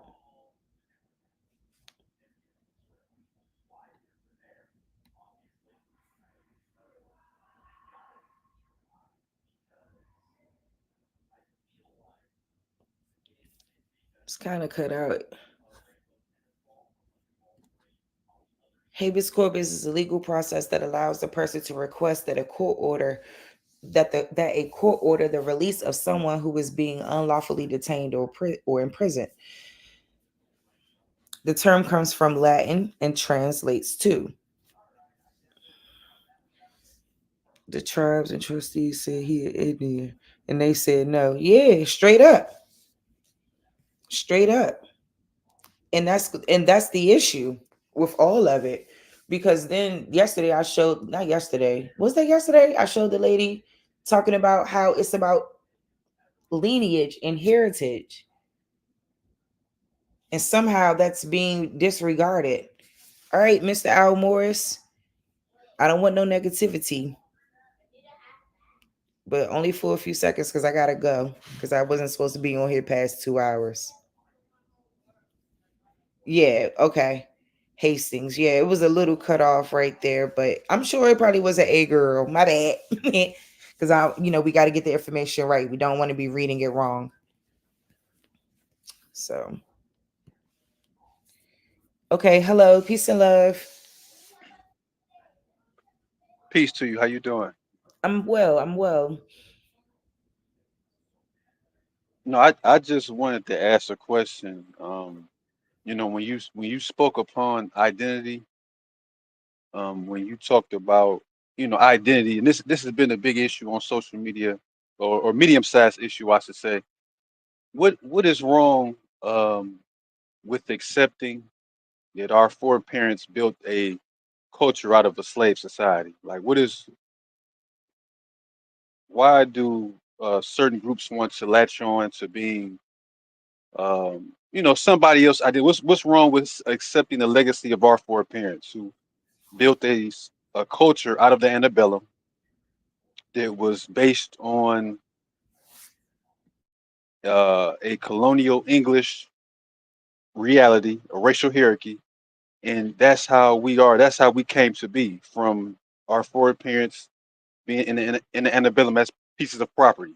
So how come we just can't work to build on that legacy than trying to latch on to others who have a whole different culture and a whole different political and social outlook? What would you say to that? Okay, so first to the notion that our ancestors' legacy is built on being slaves and property, I would say that that is false. I think that history has made it a notion that only our people went through such a thing. And that is just not the truth. And as more information comes out, it does begin to distort the identity and the situation surrounding it when you find out that, okay, well, if my family was owning slaves, well, what's going on with that picture? So it does cause confusion because everyone's history is distinct and different when we're talking about individual to individual, family to family, etc. And everybody's history isn't predicated upon a slave narrative. So that's why I feel like the identity issue, it's extreme because we've been lied to about it. And I think a lot of people just take their word for it without doing their own diligent research in their own family and on their history in this country, because that is important as well. I think that we overlook oral history and oral tradition and just tracing our roots truthfully. Because no, I'm not saying that certain things didn't occur in history, and yes, we've created a culture, but the culture has always been the culture. And that's how I see it. I mean, that's my way to answer your question. I'm not sure if that's connecting the dots for you, but I don't think that it's a matter of trying to leech on to anyone's culture. That's not what's happening here. That's not what's happening here. And I've already presented that they make the claim that Indian slaves were alongside quote unquote Negroes. I mean, they keep lumping the story. So what is the truth? And Well, that's where well, the well, issue comes in. Go ahead. You can well, respond. well, the reason why I say that is that I do agree. History is very nuanced. There are many fathoms in regards to how certain situations came to be. So a lot of things are compressed. A lot of the history that we do get is just some one line drawn in the sand, and it's not as detailed, like you said, as individual to individual. But the reason why I say this is because I see when people talk about the natives or being Indian and this different type of thing, is that if you look at our foreparents, you only had two traditions that came up out of Reconstruction, and that was Mr. Du Bois and that was Mr. Booker T. Washington. So we have to, when we look at our situation and we look at going forward, we have to look at our traditions, because when we look at the natives, these people understand certain things that we don't as a culture. Certain things that those groups of people, the Cherokee, the so-called civilized tribes, and all the people that have a federal recognized land, that have signed a contract with the federal government to have a piece of land of their own. If you look at our legacy, it wasn't predicated around that. once Special Field Order 15 was revoked by Andrew Johnson, we've always been a scattered people under different state governments, under different states. You know, maybe your parents came from Mississippi, maybe mine came from Georgia, etc. So I'm saying that in order to push forward, we have to have a very accurate, detailed understanding of our legacy. So that's what I'm saying. When I say that I'm Native, I'm saying that, okay, now my legacy fits into another people, and modern day Negroes don't fit that legacy. We're under a distinct legacy, a distinct social political view of the world that does I not fit the Native Americans. I agree with that last statement that we are under a distinct socio construct, and that's because it was designed that way. It was, you know, and I'll tread lightly when I say what I'm about to say. I know for a fact we're living in the age of revisionist history situation, a situation where we have people who go back into history and they change documents. They change the narrative surrounding history. There's no way that we have all of these people who are coming, they claim we're enslaved. A lot of these people, even after the Reconstruction period, our ancestors were owning land, millions of acres of it. There's no, what is the real explanation behind that? And if we're talking about people who were getting beat, sold, whatever, all of this they said that was going on, how did these people manage to get this land in their hands? Like, I think the notion that melanated people, you know, I think the notion of what Native Americans look like is what distorts it. And Native Americans is not the identity that we claim. We say that we are indigenous to the land, that our ancestors been in this land and built this land, which is all facts, And that's the lineage that we can lean on. Now, the 5 civilized tribes, they are, you know, I hate to say it, but they're not real. They're not real. There were hundreds of tribes, hundreds of lost tribes, hundreds. So it's a lot of lost tribes out here. So, you know, we can really dispel this whole notion about whether or not people were tribal or not, because a lot of that stuff was taken and a lot of that stuff was thrown out. And we all know that. And everyone has since then assimilated into one type of culture that's been separated by race and social constructs and status. So, you know, I just think it's a complex situation. I do agree with you when you say that there has to be something that is concise about our history. And it's upon them, and it should be incumbent upon them to bear that proof to us, because they haven't bared the correct proof. There's too many holes. This shit needs to really get straightened out. So, and like, but go ahead. You can respond, because I was rapping. I'm saying I'll just leave it at this. I thank you for taking my call. And my thing is, okay, when we say indigenous, right? Mm-hmm. At the end of the day, I feel like, you know, we have to show proof by identity, by culture, by custom, by tradition, by garb, by name, by language, right? So if I look at my foreparents, or if I look at the mainstream social political thought of the so-called American Negro, and I look at them generations back, and let's look at the pictures. Like, let's look at the garb that my forefathers and foremothers wore. Let's look at the language. Let's look at the culture. Let's look at all these things. Can we claim that when we look at our foreparents, from my understanding, everybody had on a Western garb? Our foreparents took on the names of Allen, of Lowe, of Turner. These are the names of my family. Of Walker. So I'm saying, where is the indigenous? Where is this indigenous? Because from my understanding, from what we have now today, it was built from a Southern antebellum Protestant culture, where the church was the foundation of the Black community at one time, and it was based on a Protestant AME, the NBC, all of our cultural identifiers, all have a birth, all have a beginning. I don't see anything. I don't see any cultural identifiers of us before the 1700s. I mean, I'm hard to find this culture.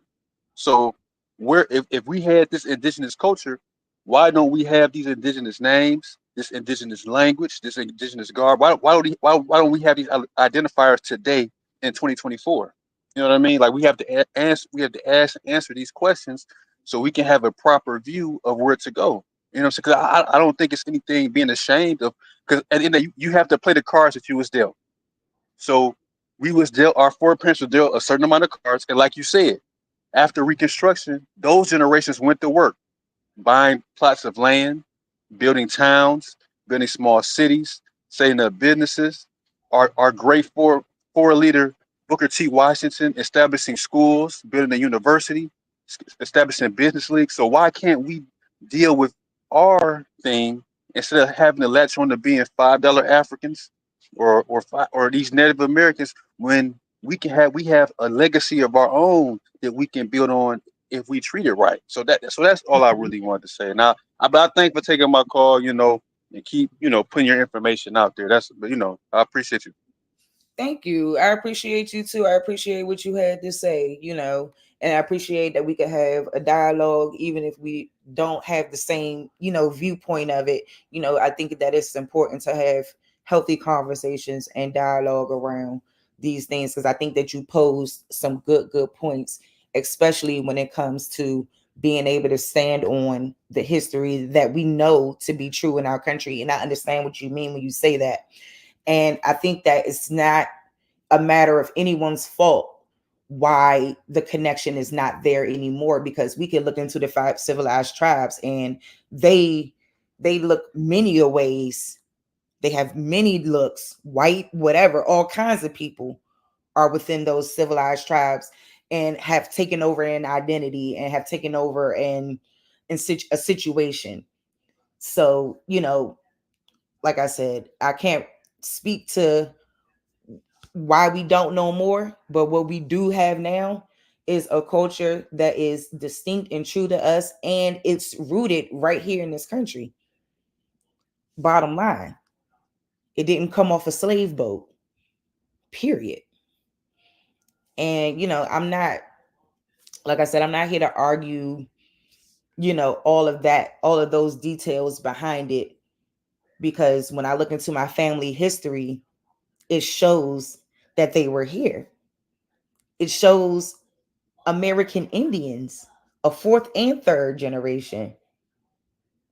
And I'm like, wait, what? And it's just wild. So I think that the connection that we do have to it cannot be pushed to the side.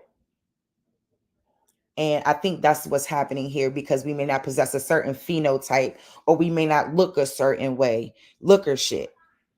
And I think that that's the main reason behind why a lot of people have their thoughts behind why we are making these claims and why we probably shouldn't make such claims. So I appreciate what you had to say.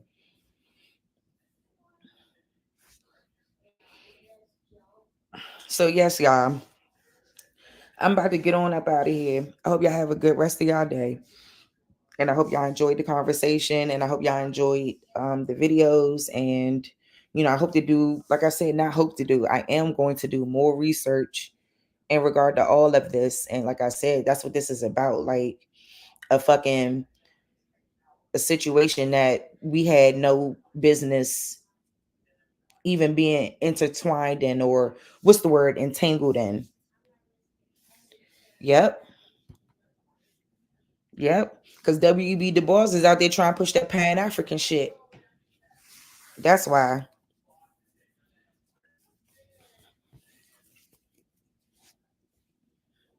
But salute to y'all, man. Y'all are great. I hope y'all take care.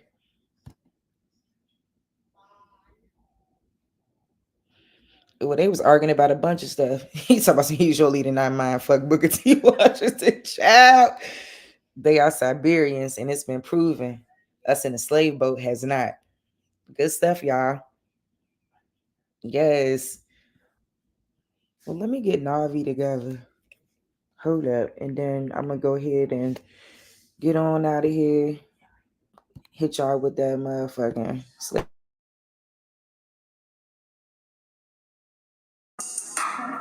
Father Ray, Reed Youngin. Come on, man. Fuck a Pan-African, fuck a Pan-African, fuck a Pan-African, fuck a Pan-African. Hey, them niggas trash like some ooh. Try to get back to them slave hoes. Hey, hey, hey.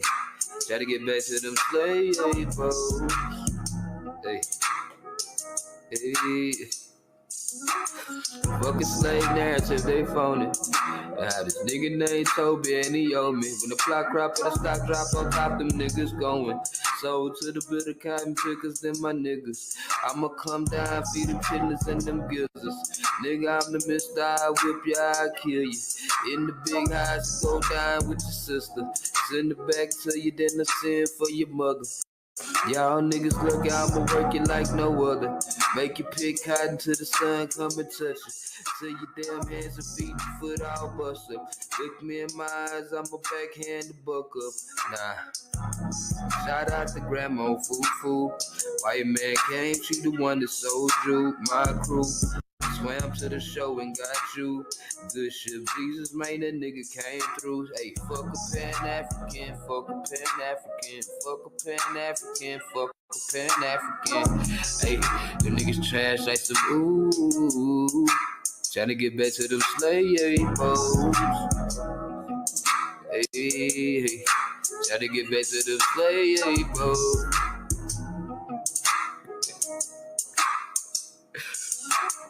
Fuck off it, fuck Lennon, fuck Jeffries, ayy. Fuck off it, fuck Ben, fuck Jeffries, ayy. Fuck off it, fuck Lennon, fuck Jeffries, ayy. Ayy.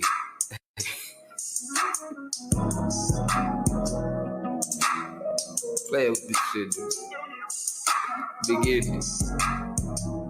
Baby, yo, so PC, the acrobatic.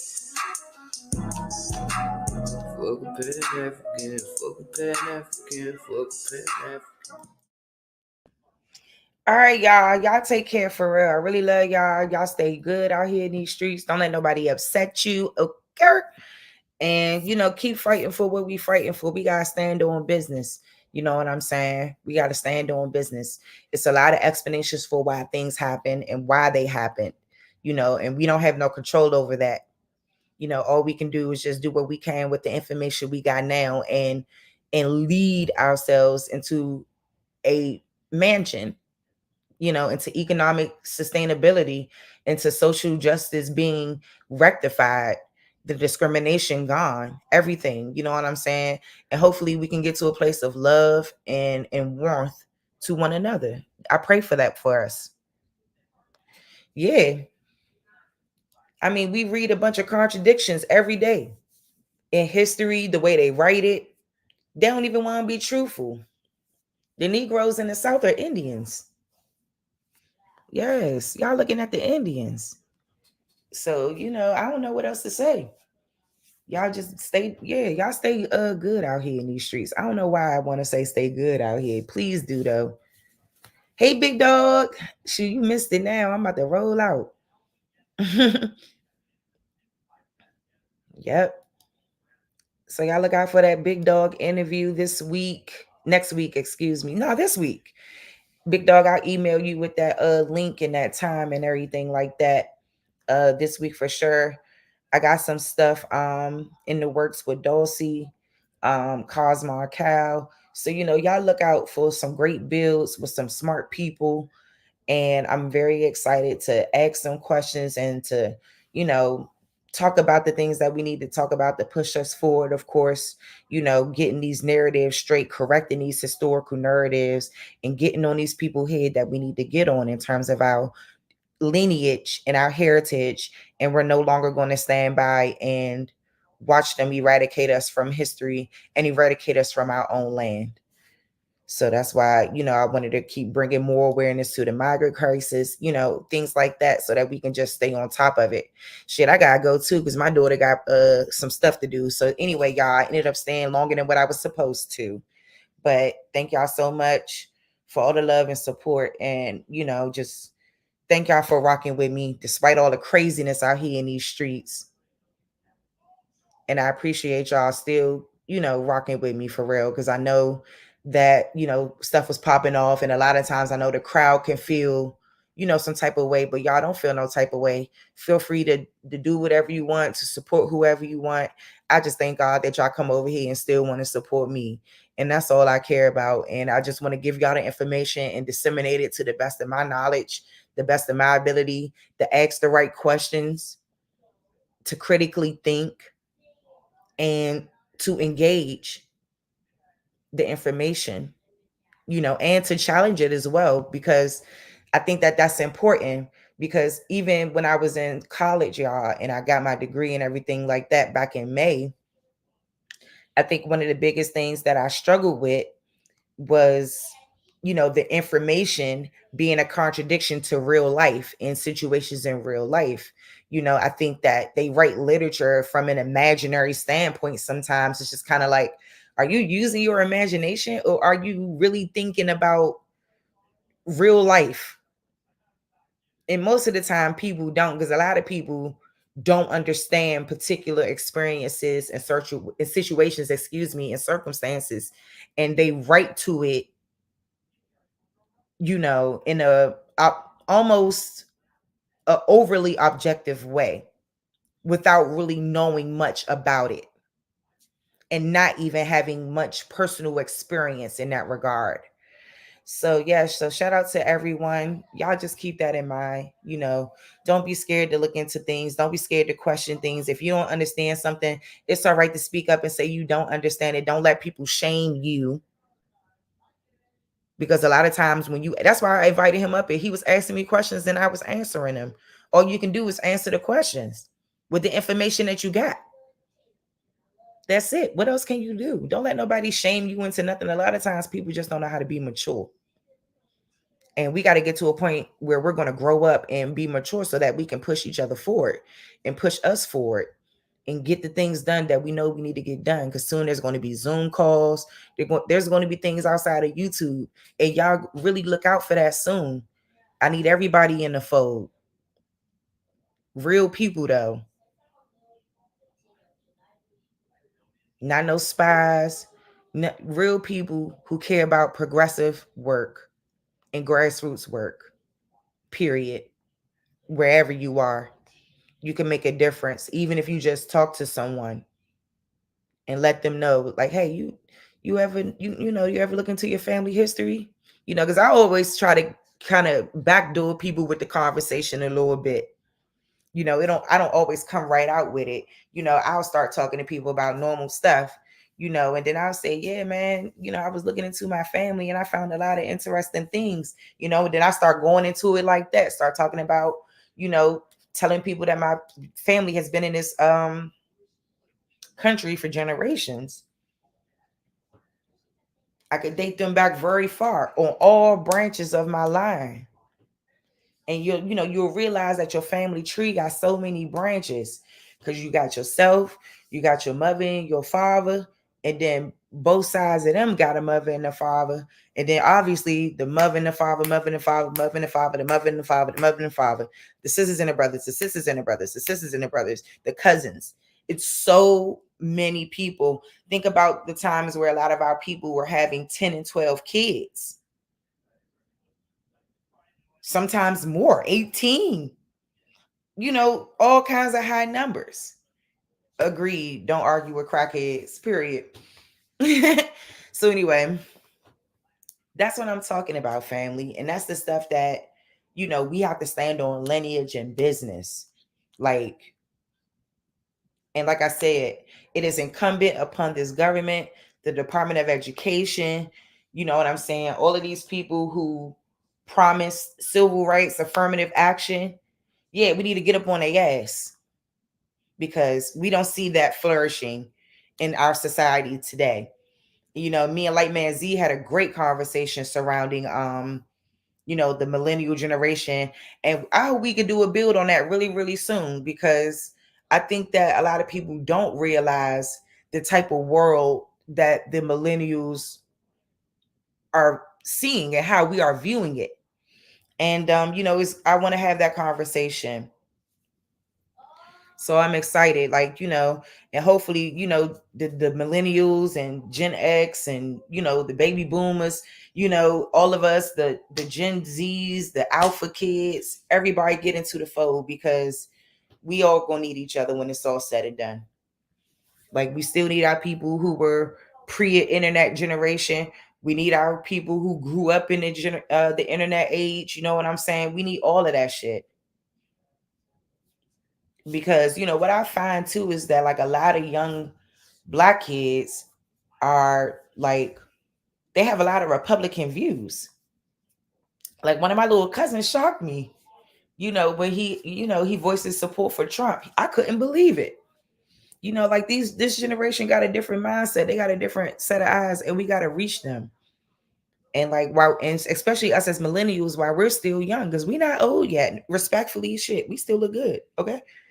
We got to get things done, period. Because, we don't want to be those old people complaining and about our conditions, and we got the ability to change it and fix it now.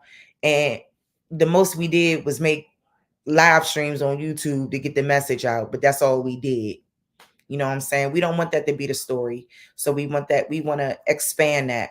We want to reach our people. We want to get out here in the streets and really, put up some, some real work and put in some real effort to make shit shake. So anyway, y'all, let me go ahead and go. I already said I was going to go like 5 times. Anybody that want to email me, I'm going to throw it in the chat one more time. And y'all could take that down, because I'm about to get a new email anyway, young, because I'm running out of storage and shit. So I need to get that together, because I get tons of emails flooding in all the time. So like I said, once again, y'all look out for my trauma bill, because I'm still going to do that. I really want to make that very pretty for y'all and really nice for y'all, and have that really set up so we can really do some real, some real lessons involving mental health, because I can teach about it. And we need to understand what trauma has done to all of us, and why, and like, when we see some people acting out on the internet, just know that there's some trauma there. Just know it.